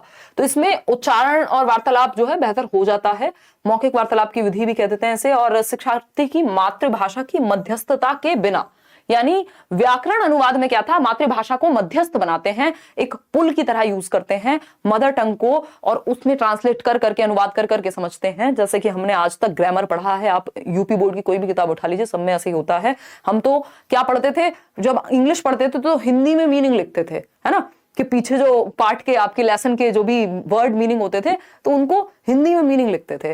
फिर धीरे धीरे बड़े हुए, दिल्ली आए, हमने देखा यार हिंदी में मीनिंग नहीं देखना होता, इंग्लिश में देखना होता है। तो यहां पे मातृभाषा की मध्यस्थता के बिना, यानी अगर मुझे कोई मीनिंग देखना है किसी वर्ड का तो मैं उसको इंग्लिश टू हिंदी सर्च नहीं करूंगी, मैं इंग्लिश टू इंग्लिश ही सर्च करूंगी। यानी मातृभाषा की मध्यस्थता नहीं है किसी बात को समझने में यहां। तो इतना हमें ध्यान रखना है, आगे बढ़ना है, चलते हैं। सम्मिश्रण विधि है, ये जोड़ जाड़ के सबको मिश्रण बना करके और एक शेक के रूप में आपके सामने प्रस्तुत करती है। इस विधि के अंतर्गत भाषा शिक्षण की प्रक्रिया के व्यावहारिक पक्षों का सम्मिश्रण है, यानी जो बिहेवियरल एस्पेक्ट्स हैं। और अगर हम बात करते हैं किसकी, सेकेंड पॉइंट की, तो इस सम्मिश्रण विधि में शिक्षक भाषा शिक्षण के विभिन्न उद्देश्यों के अनुरूप, यानी जो टीचिंग के ऑब्जेक्टिव्स हैं, मान लीजिए आप इंटरव्यू की तैयारी कर रहे हैं तो आप उस तरह से ही लैंग्वेज को सीखते हैं जिनकी आपको जरूरत पड़ेगी, ठीक है ना, उसी तरह से प्लान किया जाएगा, उसी तरह से जो भी आपका लक्ष्य है भाषा को सीखने का, उसी विधि का हम यहां पालन करते हैं। कि भाई आप मान लीजिए किसी एक इंटरव्यू के लिए तैयारी कर रहे हैं तो उस तरह पे वहां पे जो जरूरी मेथड होगा उसको अपनाएंगे। अगर आप कहीं ऐसे राइटिंग की प्रैक्टिस कर रहे हैं तो उसको अपनाएंगे, तो जो जरूरी हो, एक्लेक्टिक मेथड कह देते हैं इसको। संप्रेषण विधि क्या है, communication teaching, communicative language teaching, CLT बोलते हैं, बहुत ही बढ़िया है, नेचुरल विधि है एकदम। प्रत्यक्ष विधि की प्रक्रिया को और सुदृढ़ बनाते हुए संप्रेषण परक विधि का विकास हुआ, क्योंकि इसमें कम्युनिकेशन, बच्चा थोड़ा बहुत गलत भी बोले तो चलेगा इस मेथड में, क्योंकि बोलने पे फोकस है, उसके अभिव्यक्ति पे फोकस है, उसके एक्सप्रेशन पे फोकस है कि बच्चा अपने आप को एक्सप्रेस तो करे कम से कम, ठीक है ना। फिर आते हैं भाषा प्रयोग, यानी यहां भरपूर मौका दिया जाता है यूज का। हम लोगों क्या है, हमने व्याकरण पढ़ ली, मतलब इंग्लिश ग्रामर भी पढ़ ली मान लीजिए, तो मौका नहीं मिला बोलने का। बोले किससे, कुत्ते से बात करें अंग्रेजी में, है ना, उसको वैसी सांकेतिक भाषा आती है, वो तो साइन लैंग्वेज से समझता है। अब घर में बाकी किसी को बोलो, दोस्तों को बोलो, वो अलग मजाक उड़ाएंगे, यार अंग्रेज हो रहे हो यार तुम तो, ठीक। तो भाषा प्रयोग का अवसर मिलता है यहाँ भाषा प्रयोग का अवसर मिलता है, सीखने में ही भाषा की संरचना सीखना है, यानी आप ग्रामर अपने आप सीख जाते हैं ऑटोमेटिकली। भाई हम देखते थे ना, जैसे मेरी सिस्टर है, उन्होंने अंग्रेजी माध्यम में पढ़ाई की है बचपन से ही, तो ग्रामर एज सच बहुत टिपिकल ग्रामर उन्होंने कभी नहीं पढ़ी, बट इंग्लिश में उनके नंबर हमेशा बेहतर आते हैं, चाहे वो कोई भी कॉम्पिटिटिव एग्जाम हो या कुछ हो, क्योंकि वो सेंस से सीख जाते हैं इस तरह के लोग। ऐसे मेरा एक फ्रेंड था, वो ME मतलब होता है CGL के थ्रू होता है ME, तो उसके पता नहीं 195 या पता नहीं कितने नंबर आए थे, और अलग से व्याकरण उसने नहीं पढ़ी थी कभी। तो ऐसे ऐसे खतरनाक लोग हैं, क्यों, क्योंकि कम्युनिकेटिव लैंग्वेज टीचिंग से सीख लिया है। तो भाषा प्रयोग सीखने में ही भाषा की संरचना है। अब किताबें पढ़ी हैं बचपन से, स्टोरीज देखी है, मूवीज देखी है, तो वो सेट हो जाता है दिमाग में, ठीक है ना। क्लियर बात है। अच्छा सुमन जी, खाना आप समय से खा लीजिए, बहुत दिक्कत में है यहाँ पे विनोद व्लॉग्स, पढ़ाई कर लीजिए और साथ में, ठीक। चलिए आते हैं, तो भाषा प्रयोग सीखने में ही भाषा की संरचना, यानी जब बच्चा लैंग्वेज को यूज करना सीख जाएगा तो वो नियम अपने आप सीख जाता है ना। चाहे वो कहानी ही पढ़ रहा हो, कोई नॉवल ही पढ़ रहा हो, लेकिन वो यूज करना सीख रहा है, यानी बोल करके, प्रयोग में ला करके भाषा को सीखना, ठीक है ना। अब आते हैं आगमन विधि पे। आगमन मतलब इंडक्टिव मेथड, उदाहरण से नियम की ओर, उदाहरण से नियम की ओर, एग्जाम्पल टू रूल, विशिष्ट यानी स्पेसिफिक। देखिएगा एग्जाम्पल स्पेसिफिक होता है, जब मैं बात हिमांशी की करूंगी तो ये स्पेसिफिक हो गया, जब मैं बात सभी लड़कियों की कर रही हूं तो वो सामान्य हो गया। तो विशिष्ट से सामान्य जाते हैं यहाँ, ठीक है ना। उदाहरण यानी एग्जाम्पल टू रूल जाते हैं आगमन में। निगमन की जब हम बात करते हैं डिडक्टिव मेथड की, तो नियम से उदाहरण की ओर, यानी पहले नियम बताया जाएगा आपको। जैसे व्याकरण पढ़ाते समय कई बार निगमन विधि का प्रयोग करते हैं कि आपको संज्ञा का नियम बता दिया गया, बाद में उदाहरण प्रैक्टिस कर रहे हैं। गणित में भी इसका काफी प्रयोग होता है। सामान्य से विशिष्ट यानी जनरल टू स्पेसिफिक, पहले नियम हमेशा सामान्य होगा, फिर विशिष्ट उसके उदाहरण होंगे। क्लियर है बात। शिक्षण एक त्रिआयामी प्रक्रिया है, ये हमें पता है। जॉन डुई ने कहा है, एक त्रिकोण के एक सिरे पे है टीचर, दूसरी ओर है अध्यापक और तीसरी ओर है विषय वस्तु या वातावरण। क्लियर है ये बात, जॉन डुई। अगर हम बात करें दो द्विध्रुवीय की, तो वो दिया है किसने, एडम्स ने, जिन्होंने एक तरफ टीचर को रखा, दूसरी तरफ बच्चे को रखा। लेकिन जॉन डुई ने कहा इसमें एनवायरमेंट या कंटेंट या करिकुलम भी महत्वपूर्ण है। ठीक। शिक्षण सूत्र की बात कर लेते हैं। बच्चे को आपको ज्ञात से अज्ञात की ओर ले जाना होता है, यानी जो वो पहले से जानता है, जो पूर्व ज्ञान है, उससे नवीन ज्ञान को जोड़ना होता है। उससे भाई नींव पे ही तो बिल्डिंग बनाएंगे या ऐसे ही बिल्डिंग खड़ी कर देंगे। तो ज्ञात से अज्ञात की ओर, जो पूर्व ज्ञान है, जो एग्जिस्टिंग नॉलेज है, जो ओल्ड नॉलेज है, जो प्रीवियस नॉलेज है, उससे कनेक्ट करते हैं जब भी हम नया सिखाने जाते हैं। ठीक है ना, कोई दिक्कत नहीं है। फिर आते हैं मूर्त से अमूर्त की ओर। हम ले जाते हैं, मूर्त क्या चीजें हैं, जिनको टच किया जा सके, जिनको देखा जा सके, जिनको डायरेक्टली महसूस कर सकते हैं। अमूर्त में ये विचारों की बात है ना। प्यार क्या है, अमूर्त है, देखा है किसी ने, है ना। तो अगर हम बात कर रहे हैं ऑनेस्टी की, ऐसे जो आइडियाज में हो, जो थिंकिंग में हो, वो अमूर्त। और मूर्त क्या है, जिसको आप टच फील कर सको। जैसे पेन क्या है, मूर्त है। वहीं आप मन में कुछ सोच रहे हैं, वो अमूर्त है। सरल से जटिल, पहले सरल चीजें, सिंपल टू कॉम्प्लेक्स जाते हैं। ये सभी सब्जेक्ट्स पे लागू होती है ये बात। सरल से जटिल की ओर धीरे धीरे कॉम्प्लेक्सिटी बढ़ाते हैं। शिक्षण सहायक सामग्री कैसी होनी चाहिए, टीचिंग लर्निंग मटेरियल। तो बेसिक बात है कि एक 3-4 प्रकार है। एक है दृश्य सामग्री, जिसमें देख करके, जैसे चार्ट पेपर है, कोई कुछ और इस तरह का आपका चार्ट है, ग्लोब ले गए, ग्लोब तो खैर 3D हो जाएगा। तो अगर हम बात करें जिसमें भी दृश्य हो, जैसे आपके वो आते थे छोटे छोटे क्या कहते हैं उनको, कोई तो कार्ड्स आते थे जिनको हम लोग लगाते थे, आप लोगों ने यूज की होंगी ये चीजें, तो या फ्लैश कार्ड्स बोलते थे उनको, याद आ गया मुझे। तो दृश्य सामग्री यानी जिसमें देख करके सीखे बच्चा, तो ये चार्ट पेपर हो सकता है, फ्लैश कार्ड्स हो सकते हैं। श्रव्य सामग्री जिसमें सुने, ये लिंगुआ फोन हो सकता है, कोई ऑडियो रिकॉर्डर हो सकता है, रेडियो हो सकता है, सुन करके सीखेगा। दृश्य श्रव्य क्या है, दृश्य श्रव्य वो है जिसमें देख भी सके और सुन भी सके, जैसे टेलीविजन, जैसे कंप्यूटर भी हो सकता है आज के समय में। क्रिया सहायक सामग्री यानी जिसमें बच्चा एक्टिविटी भी कर पाए, कुछ फील्ड ट्रिप पे ले गए आप बच्चे को, क्रिया सहायक है, इसमें बच्चा सक्रिय है। ठीक। तो आपको फोकस करना है, मान लीजिए किसी बच्चे को देखने में समस्या है, तो आप उसके लिए श्रव्य सामग्री का प्रयोग करते हैं, या फिर आप उसके लिए क्रिया सहायक सामग्री जिसमें टच और फील दोनों किया जा सके। ब्रेल लिपि वगैरह हमने पढ़ा है, 6 डॉट पे आधारित होती है।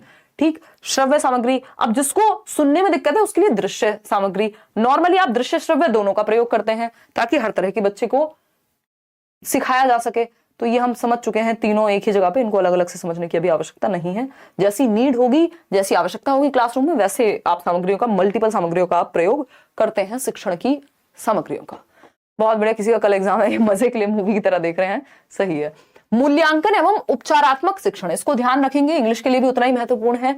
इवैल्यूएशन की जब हम बात कर रहे हैं तो हमें पता है ये सतत होना चाहिए, कॉन्टिन्यूअस एंड कॉम्प्रिहेंसिव, सतत एवं व्यापक, यानी होलिस्टिकली। ये तो आपकी एनईपी भी कह रही है ना, होलिस्टिक असेसमेंट। होलिस्टिक बोले तो सर्वांगीण, यानी हर एक पक्ष में। करिकुलर यानी पढ़ाई लिखाई, पेन पेपर भी, और को करिकुलर यानी सहगामी, दौड़ना, भागना, कूदना, पेंटिंग, स्पोर्ट्स, फलाना ढिमकाना, सब आ जाएगा। तो होलिस्टिक मतलब सर्वांगीण या समग्र रूप में हम बच्चे का मूल्यांकन कर पाए। उपचारात्मक शिक्षण क्या होता है, उपचारात्मक शिक्षण है आपका रेमेडियल टीचिंग, या अगर हम बात करते हैं उपचारात्मक की, तो इसमें वैसे 2 प्रक्रियाएं आती हैं। एक होता है डायग्नोस्टिक टीचिंग, यानी डायग्नोज करेंगे, यानी आप पता लगाएंगे कि रीजन क्या है, टॉप डाउन और बॉटम अप मैंने इंग्लिश में पढ़ाई थी, अगर वो आपको डायरेक्ट मिलती है जाकर के आप उसको पढ़ लीजिए, इंग्लिश पेडागोजी 1 शॉट में बताया था। ठीक है ना, क्लियर है, क्लियर। स्टडी छोड़ दी आपके साथ, स्टडी करना अच्छा लगता है, एंटर नहीं दिखा रहा है, चलिए फिर तो कोई बात नहीं, और मिला समय है आपके पास, पढ़ते रहिए। अभी तो हम डेली क्वेश्चंस भी करते रहेंगे, डोंट वरी। और कल जिनका पेपर है वो एक बार आके बता भी देंगे, कमेंट करके, मेल करके, himanshi.edu10@gmail.com, और नंबर मैंने आपको पिछले सेशन में दिया था उस पे, ताकि बाकी लोगों को आने वाले समय में हेल्प मिल सके। तो एक एनालिसिस 9 बजे रखेंगे। उपचारात्मक शिक्षण यानी इसमें एक चीज होती है निदानात्मक या निदानात्मक परीक्षण, यानी जिसमें आप गैप्स का पता करते हैं। निदानात्मक परीक्षण यानी आप क्या करते हैं, जो गैप्स हैं, जो कमियां रह गई हैं उनको जानते हैं और बाद में उपचार देते हैं, रेमेडियल टीचिंग देते हैं। तो पहले निदान करते हैं, पहले समस्या का पता लगाते हैं बच्चे की, और फिर बाद में उपचार देते हैं या रेमेडी करते हैं, दोबारा पढ़ाएंगे, नए ढंग से पढ़ाएंगे, जहां समस्या है उसको दोबारा से सॉल्व कराएंगे, वॉटएवर। तो ये ध्यान रखना है, पहले डायग्नोज यानी पहले निदान किया जाएगा, फिर उपचार किया जाएगा। ठीक है ना, उच्चारात्मक लिख दिया मैंने उपचार की जगह। चलिए आगे बढ़ते हैं। उपलब्धि प्रश्न पत्र, अचीवमेंट टेस्ट आपने सुना होगा इंग्लिश और हिंदी दोनों में ही। इस बार की जो पेडागोजी ना वो हिंदी और इंग्लिश दोनों के लिए है। जो चीजें आपने मान लीजिए जैसे उपलब्धि परीक्षा मैंने इंग्लिश में नहीं पढ़ाया, बट इंग्लिश वालों से पूछा जा सकता है, तो आपको इसलिए पता होनी चाहिए चीजें। तो उपलब्धि परीक्षा की जब हम बात कर रहे हैं, अचीवमेंट टेस्ट की जब हम बात कर रहे हैं, तो ये टीचर बनाते हैं। इस परीक्षा का प्रमुख उद्देश्य क्या होता है? यह है अनुमान लगाना, ये पता लगाना कि जो शिक्षण कार्यक्रम से शिक्षार्थी ने क्या सीखा, यानी जो उद्देश्य सेट हुए थे पढ़ाते समय। हम देखते हैं ना 6th क्लास में बच्चों को ये आना चाहिए, यानी उद्देश्य है कि उस पाठ से क्या सीखेगा।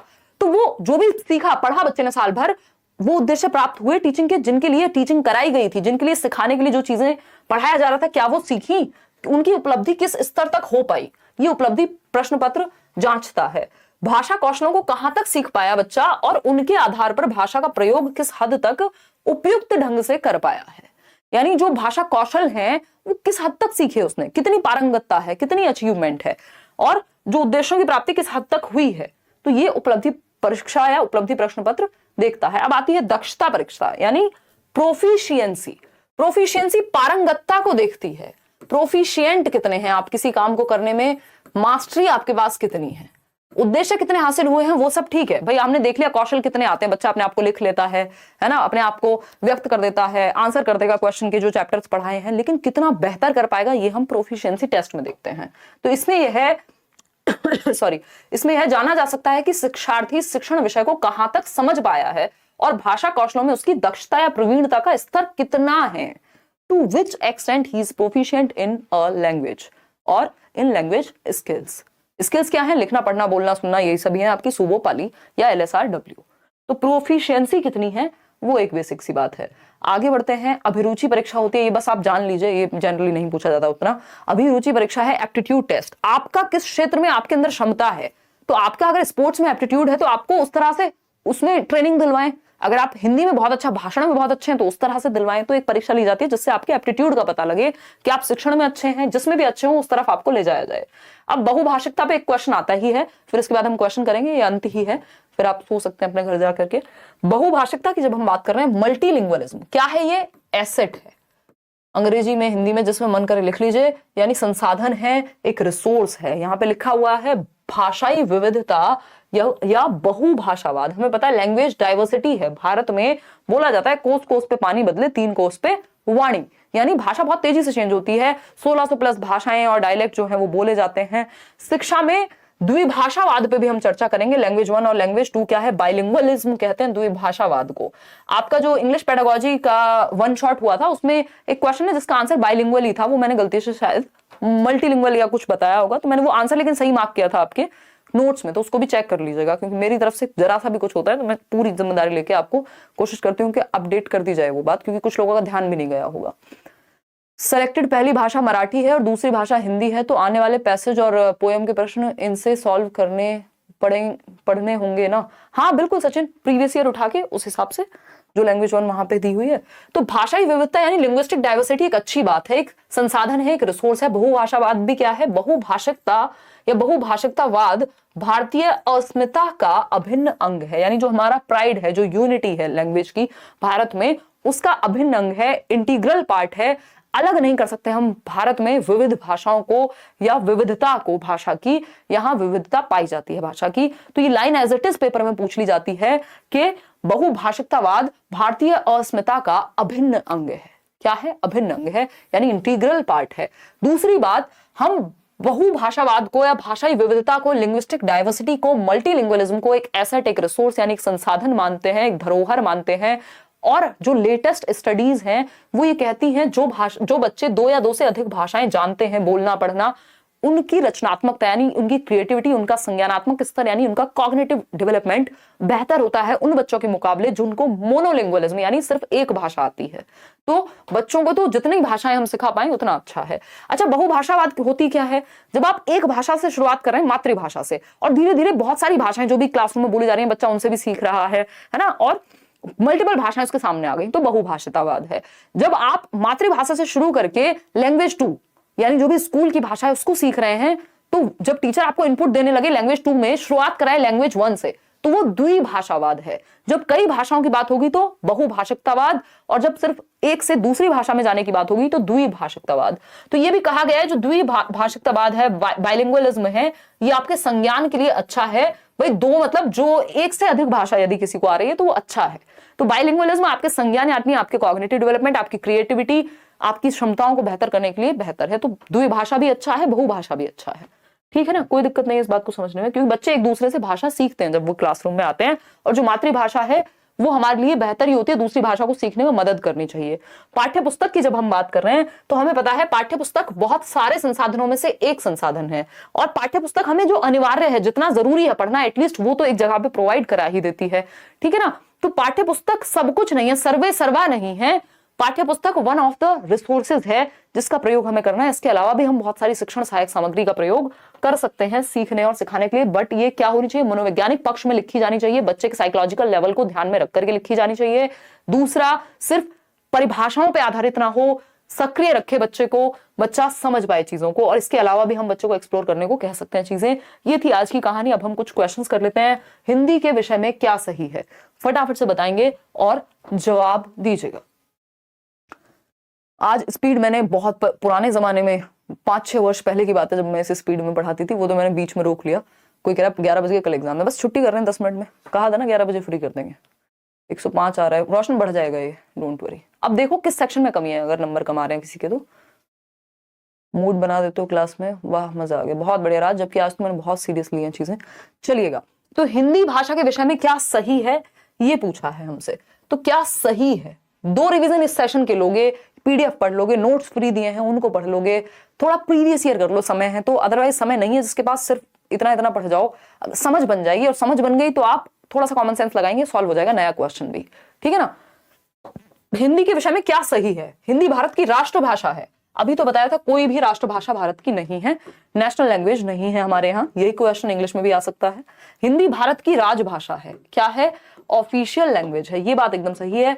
अनुच्छेद 343(2)(1) के तहत, आर्टिकल 343(1) के तहत भारतीय जो आपका इंडियन ऑफिशियल लैंग्वेज एक्ट, राजभाषा अधिनियम जो है आपका 1963 वाला, उसके तहत भारत की जो राजभाषा है वो हिंदी है, यानी ऑफिशियल लैंग्वेज है हिंदी। हिंदी संपूर्ण भारत की मातृभाषा है, ये तो पॉसिबिलिटी नहीं है ना, पूरे भारत में मातृभाषा, ऐसे भी लोग हैं जिनको हिंदी नहीं आती, आप साउथ इंडिया में चले जाइए, उनकी मातृभाषा तो नहीं है हिंदी, ठीक है ना। तो कोई दिक्कत नहीं, ज्यादा आएगा पवन वहां पे, और अपने सेक्शन, जिस सेक्शन में कमजोर नंबर कम आ रहे हैं उसको बेहतर करो। इंग्लिश मीडियम के नोट्स और हिंदी मीडियम के नोट्स, मैथ्स पेडागोजी के, इंग्लिश के, ईवीएस के, ये रात को अभी भेज दूंगी मैं सेशन खत्म होते ही, ठीक। नोट्स ऐसे हैं कि आप सारे नोट्स पढ़ लोगे ना, एक दिन में 3-4 घंटे में पढ़ लोगे सारे नोट्स, और अगर जिसने पहले से पढ़ रखे हैं वो तो फटाफट से रिवाइज कर देगा।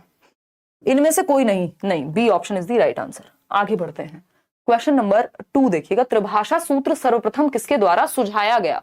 अब यहाँ पे इस बार ये भी क्वेश्चन था इंग्लिश में कि जो वो हमारी भारत की जो पॉलिसी है, कौन सी इंडियन पॉलिसी है जो 3 लैंग्वेज फॉर्मूला की बात करती है, तो आपको पता होना चाहिए या हमारे यहाँ कौन सा एक नियम है, कौन सी पॉलिसी है जो लैंग्वेज की बात करे, तो वो त्रिभाषा सूत्र यानी 3 लैंग्वेज फॉर्मूला है, जो कोठारी आयोग में सुझाव जिसका आया था 1964-66 में। इसको फिर आगे एनईपी 1986 में भी रखा, 1992 में भी रखा, और अभी भी जो नई एजुकेशन पॉलिसी है 2020 वाली, वो भी इसको समाहित करती है।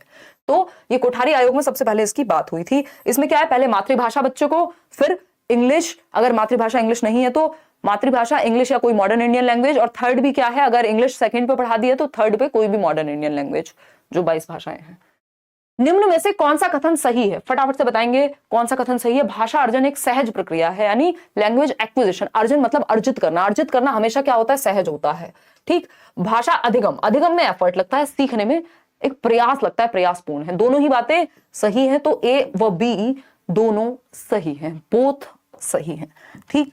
आगे बढ़ते हैं, क्वेश्चन नंबर 4 देखिएगा, प्राथमिक स्तर पर हिंदी भाषा सिखाने के लिए सबसे अधिक जरूरी क्या है, प्राइमरी लेवल पे। देखिएगा, भाषा शिक्षण का भाषा ज्ञान, भाषा शिक्षक होगा ये मेरे ख्याल में, या भाषा शिक्षण यानी पढ़ाने का तरीका।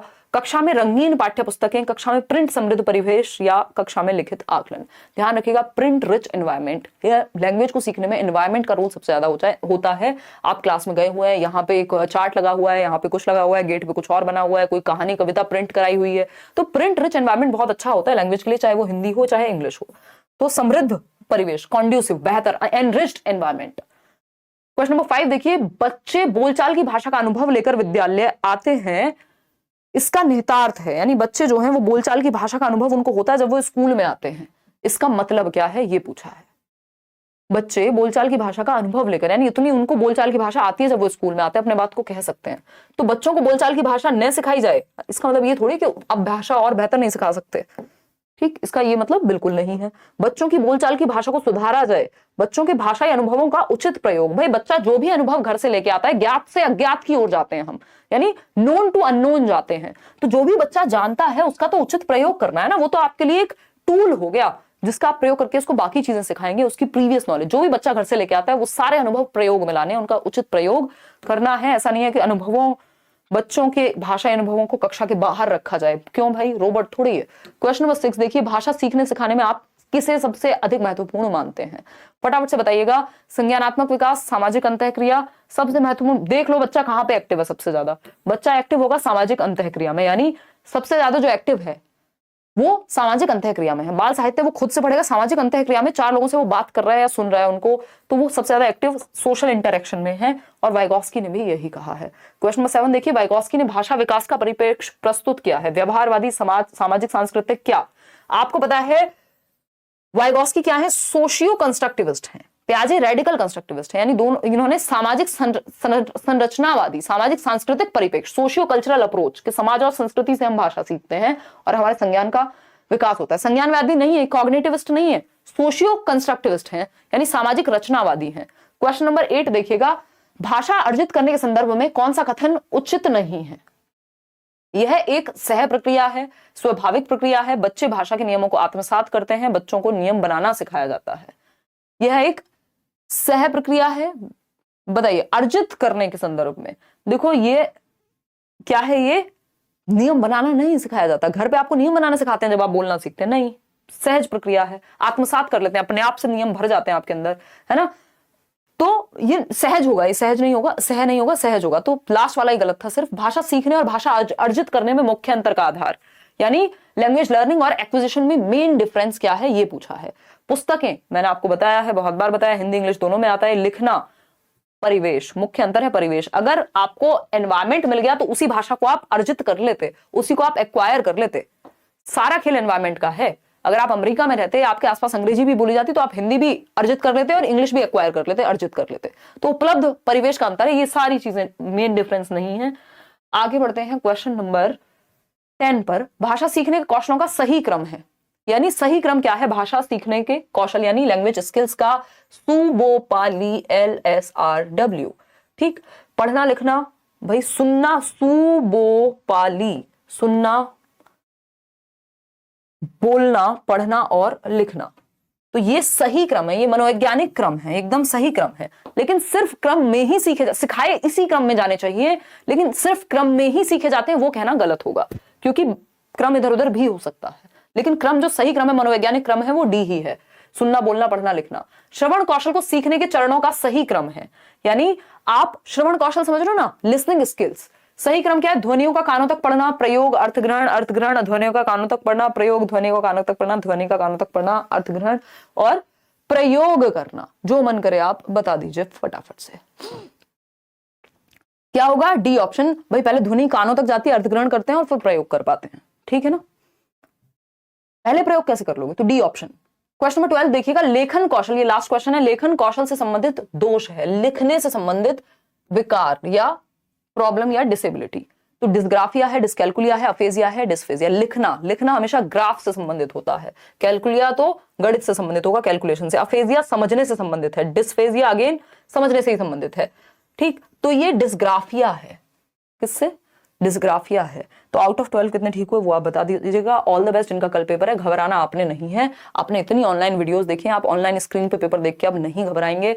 अपना ज्यादा ज्ञान किसी से लेना नहीं है, कोई ज्ञान दे पेपर में आसपास करे, भाई मेरे से अपना नहीं समझ रहा, बाद में बात करेंगे पेपर के बाद, अभी मैं आपको नहीं जानता या जानती, ठीक है ना, और जानना भी नहीं चाहता। चाहे आप लेट्स लर्न से पढ़ते हो, चाहे आप दुनिया के किसी कोने से पढ़ते हो, बाकी बातें बाद में करेंगे, पहले पेपर दे लेता हूँ या दे लेती हूँ, ठीक। तो बहुत ज्यादा चर्चाओं में एंग्शियस नहीं हो जाना है, नॉर्मल रखना है अपने आप को। और पेपर आपके सामने ही, वहीं पे आंसर है, आपको खुद से नहीं बनाना आंसर, बस पहचानना है आपको, और वो पहचान लोगे आप यदि इतनी पढ़ाई आपने कर ली है, नोट्स पढ़ लिए हैं, ये मैराथन्स देख लिए हैं, है ना, तो आप बेहतर ही करेंगे। घबराना नहीं है आपने। Again 12 out of 12, 11 out of 12, बहुत बढ़िया। चलिए आज के लिए इतना ही रखते हैं, कल मिलेंगे। कल एक तो एनालिसिस करेंगे, जिनका भी पेपर है मैंने नंबर आपको बताया वो उस नंबर पे व्हाट्सएप कर देंगे, लास्ट वीडियो में बताया, एक बार देख लेना, नहीं तो मेल कर देना, नहीं तो कमेंट में आके बता देना कि जो जो क्वेश्चन आपको याद रह जाए। और परसों हम मैथ्स पेडागोजी जहां तक है वन शॉट करेंगे, और नोट्स वगैरह आपको मिल गए हैं सारे। ऑल द बेस्ट, बहुत पढ़ाई हमने कर ली है, इनफ है इतनी पढ़ाई, सीटेट के लिए जरूरत से ज्यादा पढ़ा है इस बार हमने, है ना। ध्यान रखिएगा, टेक केयर, बाय। बस समझ के क्वेश्चन पढ़ते समय समझ जरूर लेना, पूरा क्वेश्चन अगर नहीं पढ़ा, पूरे आंसर्स या ऑप्शंस आपने नहीं पढ़े, सिर्फ नेगेटिव पॉजिटिव देख के आंसर मार्क कर दिया, गड़बड़ हो जाएगी, है ना। बाकी ऑप्शंस भी पढ़ने हैं, जो बेस्ट है वही ऑप्शन सही है, जिसमें बच्चा ज्यादा एक्टिव है वही ऑप्शन सही है, बस बशर्ते नहीं ना लिखा हो। और किन बातों का ध्यान रखेंगे मैंने आपको बता दी हैं चीजें। चलिए ध्यान रखते हैं, गुड नाइट, मतलब ध्यान रखिए अपना, ऑल द बेस्ट, कल मिलेंगे 9 बजे। Yes, we are live now. Hello friends, this is Imanshi and welcome to Let's Learn. Discuss करेंगे EVS in one shot है, यानी एनवायरमेंटल स्टडीज, पर्यावरण अध्ययन, आपके सीटेट के एग्जाम के लिए, या KVS वाले भी इसको देख सकते हैं, क्योंकि थीम्स तो गिवन है ही, जो 6 थीम्स बेस्ड ये सिलेबस है, तो एक बार तो उनको भी देखना ही चाहिए इसको। तो स्टार्ट करते हैं आज का सेशन। बहुत कुछ डिस्कस करेंगे, जो EVS NCERT है उसके जितने भी महत्वपूर्ण पॉइंट्स हैं, इवन कुछ टॉपिक्स ऐसे हैं जो साइंस के टॉपिक्स भी हैं, जो 6, 7, 8 की NCERT में आपको मिल जाएंगे साइंस में, तो वो भी थोड़ा सा साथ में डिस्कस कर लेंगे, ताकि कुछ क्वेश्चंस आ जाते हैं, जैसे विनोइंग हो गया, थ्रेशिंग हो गया, और भी इस तरह के सीविंग हो गया, इस तरह के कॉन्सेप्ट्स हैं जो पूछे गए हैं पेपर में। तो इंटरेस्टिंग PPT बनाने की कोशिश की गई है, इस पर समय लगा है, जो जरूरी है, क्योंकि अब एंड मोमेंट है, तो एक एक वीडियो में हम सारे ही सब्जेक्ट कवर कर लेंगे। और इससे पहले आप English pedagogy in one shot देख चुके हैं। इसके अलावा अगर हम बात करते हैं तो आपका CDP के 4 सेशन मैंने कंप्लीट कराए थे मैराथन में, पुरानी भी मैराथन से आप उनको भी अभी भी देख सकते हैं, 5 मैराथन, और वो भी आपको फॉर श्योर हेल्प करेंगी। इसके अलावा कल जो है 2 सेशन आपके लगेंगे, परसों जिनका एग्जाम है उनके लिए, क्योंकि मैंने एक तरह से कमिटमेंट कह लीजिए कि एग्जाम से पहले, तो जिनका फर्स्ट शिफ्ट भी है उनके लिए भी कल मैथ्स और हिंदी पेडागोजी की मैराथन 2 होंगी। हो सकता है मैं कल जो मेरी क्लासेस होती है ऐप पे उनकी छुट्टी करके आपके साथ ही जुड़ूं, तो कल 2-3 सेशन रहेंगे, उसके लिए आप एकदम तैयार रहिएगा। और आज का सेशन देखना कंप्लीट है, वन शॉट है, तो रिवीजन हो जाएगा। ऐसा कुछ नहीं है इस टाइम पे जो आपके दिमाग पे बहुत ज्यादा लोड डाले, है ना। रिवाइज करनी है चीजें, क्योंकि मल्टीपल टाइम्स रिपीट होती हैं, बीच बीच में क्वेश्चंस करते चलेंगे, और पेडागोजी का भी लास्ट में हम इसी सेशन में कवर कर लेंगे। तो सभी को गुड इवनिंग, नमस्कार, राम राम, सत श्री अकाल, अस्सलाम वालेकुम, what you feel connected with. Energy को बना के रखना है, टेंशन लेनी नहीं है, हालांकि पेपर से पहले थोड़ी बहुत टेंशन होना लाजमी है ना। स्टार्ट करें आज की कहानी। कल इलेक्ट्रिक कट बार बार हो रहा था, तो फिर वो क्लास पूरी डिस्टर्ब होती है, 5 मिनट में इलेक्ट्रिसिटी हो और 5 मिनट में ना हो तो। और EVS नोट्स पढ़ने में मजा आ गया। हाँ, EVS और मैथ्स पेडागोजी के नोट्स मैं आपको दे चुकी हूँ। EVS इंग्लिश मीडियम नोट्स मैंने 2018 में शेयर किए थे, तो अभी इंग्लिश मीडियम वाले भी कल मैं शेयर कर दूंगी, क्योंकि नोट्स तैयार हैं, बस एक बार और उनको अच्छे से पढ़ना जरूरी है। तो ये जो नोट्स हैं, ये इसका मतलब ये नहीं है किसी का परसों एग्जाम है तो वो पढ़ नहीं सकता। मान लीजिए जैसे 2 सब्जेक्ट के नोट्स आपके कल और परसों में मिले हैं, बाकी के 3 मैं पहले दे चुकी थी जो इंपॉर्टेंट हैं, तो उस केस में वो 1.5 घंटा भी मुश्किल से लगेगा आपको, क्योंकि टू द पॉइंट बात है। नोट्स का मतलब ये काम की चीजें। अगर मान लीजिए 5 नंबर वहां से नहीं भी आ रहे हैं, लेकिन वो 25 नंबर जो आपने 1-1.5 घंटे उसको रिवीजन कर लिया, 2-3 बार 1-1 घंटा लगा मुश्किल से, तो वो बहुत काम की चीज है इस टाइम पे, क्योंकि आप सब कुछ नहीं पढ़ सकते एंड मोमेंट पे। स्टार्ट करें। आप लोग आ चुके हैं सभी, शेयर कर दीजिए उन लोगों के साथ जो लोग तैयारी कर रहे हैं, और इसी तरह से सीखते हुए चलेंगे, कोई दिक्कत वाली बात नहीं लेनी, बिल्कुल मस्ती मजे में एकदम। EVS तो अपने आप में इतना इंटरेस्टिंग सब्जेक्ट है जिसकी हद नहीं है ना। स्टार्ट करें। बहुत ही बढ़िया, बिल्कुल। नमस्ते भाई, सभी को नमस्ते। तो इसमें जो बहुत जरूरी चीजें हैं NCERT की वही डाली हैं, इसके अलावा नोट्स तो आपको मिल ही जाएंगे। 35 पेजेस के नोट्स हैं, वो EVS वाले भी, इंग्लिश मीडियम वाले भी, और हिंदी भी मैं आपको दे चुकी हूँ। तो शुरू करते हैं। पहली चीज आपके सामने लिखी हुई है, इंटरेस्टिंग वे में पढ़ेंगे, और ये PDF भी आपको कहाँ मिल जाएगा, टेलीग्राम पर ही मिल जाएगा, उसमें कोई दिक्कत वाली बात ही नहीं है, ठीक है ना। टेंशन लेनी नहीं है। कल के लिए आप अपना डेटा बचा के रखिएगा, टाइम बचा के रखिएगा। कल एक मैराथन आपकी हो सकती है 5 बजे के करीब या 6 बजे, और दूसरी मैराथन वही 9 बजे। वो 2-2 घंटे की मैराथन होंगी हिंदी और मैथ्स पेडागोजी की, और आप टेंशन फ्री होकर के उसके बाद प्रैक्टिस करते रहेंगे या एनालिसिस करते रहेंगे। जो जो आपका पेपर होगा आप मेल कर दीजिएगा। अच्छा, एक एडमिट कार्ड जिसके भी पास हो, अभी जो लेटेस्ट एडमिट कार्ड्स आए हैं वो लोग शेयर कर देंगे मेरे साथ एडमिट कार्ड, himanshi.edu10@gmail.com। ये ईमेल आईडी आपको डिस्क्रिप्शन बॉक्स में भी मिल जाएगा। तो उस पर कुछ चर्चा कल कर लेंगे कि पेपर में जाने से पहले आपको किन चीजों का ध्यान रखना है। कर लीजिए आप आराम से ज्वाइन। भाई 28 को भी है अगर एग्जाम, तो भी नोट्स तो सारे मिल गए हैं। और हिंदी इंग्लिश की अगर हम बात करें तो हिंदी मीडियम के मैथ्स पेडागोजी के नोट्स भी कल आपको मिल जाएंगे, और इंग्लिश मीडियम के ईवीएस भी। हालांकि इससे ही ईवीएस आपका इंग्लिश मीडियम वाला तो कवर हो जाएगा, हिंदी मीडियम देख ही चुकी हूँ, ठीक है ना। कोई बात नहीं, थोड़ी बात नर्वसनेस होना दिव्यांजलि स्वाभाविक है, बस नोट्स पढ़ जाइए अगर आपके पास समय कम है तो, क्योंकि 2 घंटे की वीडियो जितनी देर में आप देखते हैं वो नोट्स आप उससे कम समय में भी पढ़ लेंगे, ठीक है ना। बहुत ही बढ़िया, करेंगे उस पर भी बात। चलिए स्टार्ट करते हैं। बहुत ही प्यारी सी बात, इतना इंटरेस्टिंग कोई और आपका सब्जेक्ट है नहीं अगर हम देखें तो, इतनी मजेदार बातें हैं। करेंसी ऑफ आबू धाबी, ये चीजें पूछी जा चुकी हैं, रिपीट हुई हैं और मल्टीपल टाइम्स। यानी आबू धाबी जो कि यूएई में है, उसकी करेंसी क्या है, तो दिरहम है, पहले पूछा जा चुका है, ठीक। एक और चीज, मान लीजिए एक बच्चा है जो आबू धाबी में है या दुबई में है, यूएई में है बेसिकली, तो वो जो टाइम है इंडिया से 1.5 घंटा पीछे चलता है यूएई का टाइम। तो आपको उस हिसाब से देखना। एक क्वेश्चन आया था ना इस बार भी कि मान लीजिए एक बच्चा है जो क्लास अटेंड कर रहा है वीडियो कॉल पे, और वो यूएई से कर रहा है, यूनाइटेड अरब एमिरेट से। तो अगर हम बात करें वो किस टाइम ज्वाइन करेगा, अगर क्लास यहां 10 बजे है तो भाई उसके लिए तो वो 8:30 बजे हुई, क्योंकि 1.5 घंटा आपको पीछे चले जाना है, 1.5 घंटा पीछे है यूएई का टाइम, ठीक। तो ये एक बेसिक सी बात हुई। ये दिरहम आप देख पा रहे हैं, जैसे हमारे यहाँ रुपीस चलता है, यूएसए में डॉलर चलता है, तो ये है दिरहम जो करेंसी है कहाँ की, यूनाइटेड अरब एमिरेट्स की। क्लियर बात, कोई दिक्कत परेशानी इस बात को समझने में नहीं होनी चाहिए। दूसरी एक चीज है, क्योंकि ये डेजर्ट एरिया है, अगर हम यूएई की ही बात करें, यूनाइटेड अरब एमिरेट्स की ही बात करें, तो डेजर्ट एरिया है, यानी कि हम कह सकते हैं रेगिस्तानी एरिया है। यहाँ पे क्या मतलब, इन जनरल भी अगर हम रेगिस्तान की बात करते हैं वहां तो होता ही है। तो डेट पाम्स एक ट्री है जिसको हम खजूर बोल देते हैं, खाते भी होंगे कई लोग सर्दियों में, वो वहां उगता है, वहां से लेके भी आते हैं लोग घूमने जाते हैं। तो डेट पाम्स कहां मिलते हैं, आपके डेजर्ट एरिया में, मतलब जहां पे रेगिस्तान है, रेगिस्तानी जो एरिया है वहां पे एक ही ट्री मेजरली ग्रो हो सकता है, वो है डेट पाम्स, ठीक, खजूर जिसको हम कह रहे हैं, ठीक है। इतनी बात तो हमने अभी 2 बातें डिस्कस की। एक तो डेट पाम्स जो है वो रेगिस्तान में मिलेंगे, दूसरी चीज आबू धाबी की करेंसी दिरहम है, और अगर हम आबू धाबी या यूएई की बात करें तो वहां का टाइम जो है हमसे 1.5 घंटा पीछे है। अब आपका फेवरेट टॉपिक जो कि पूछा जा चुका है बहुत बार, कि जो एंड्स होती हैं, यानी जो आपकी, बहुत बढ़िया, जो आपकी क्या बोल रहे हो भाई, बागे, क्या नाम है आपका, मदीना, अच्छा।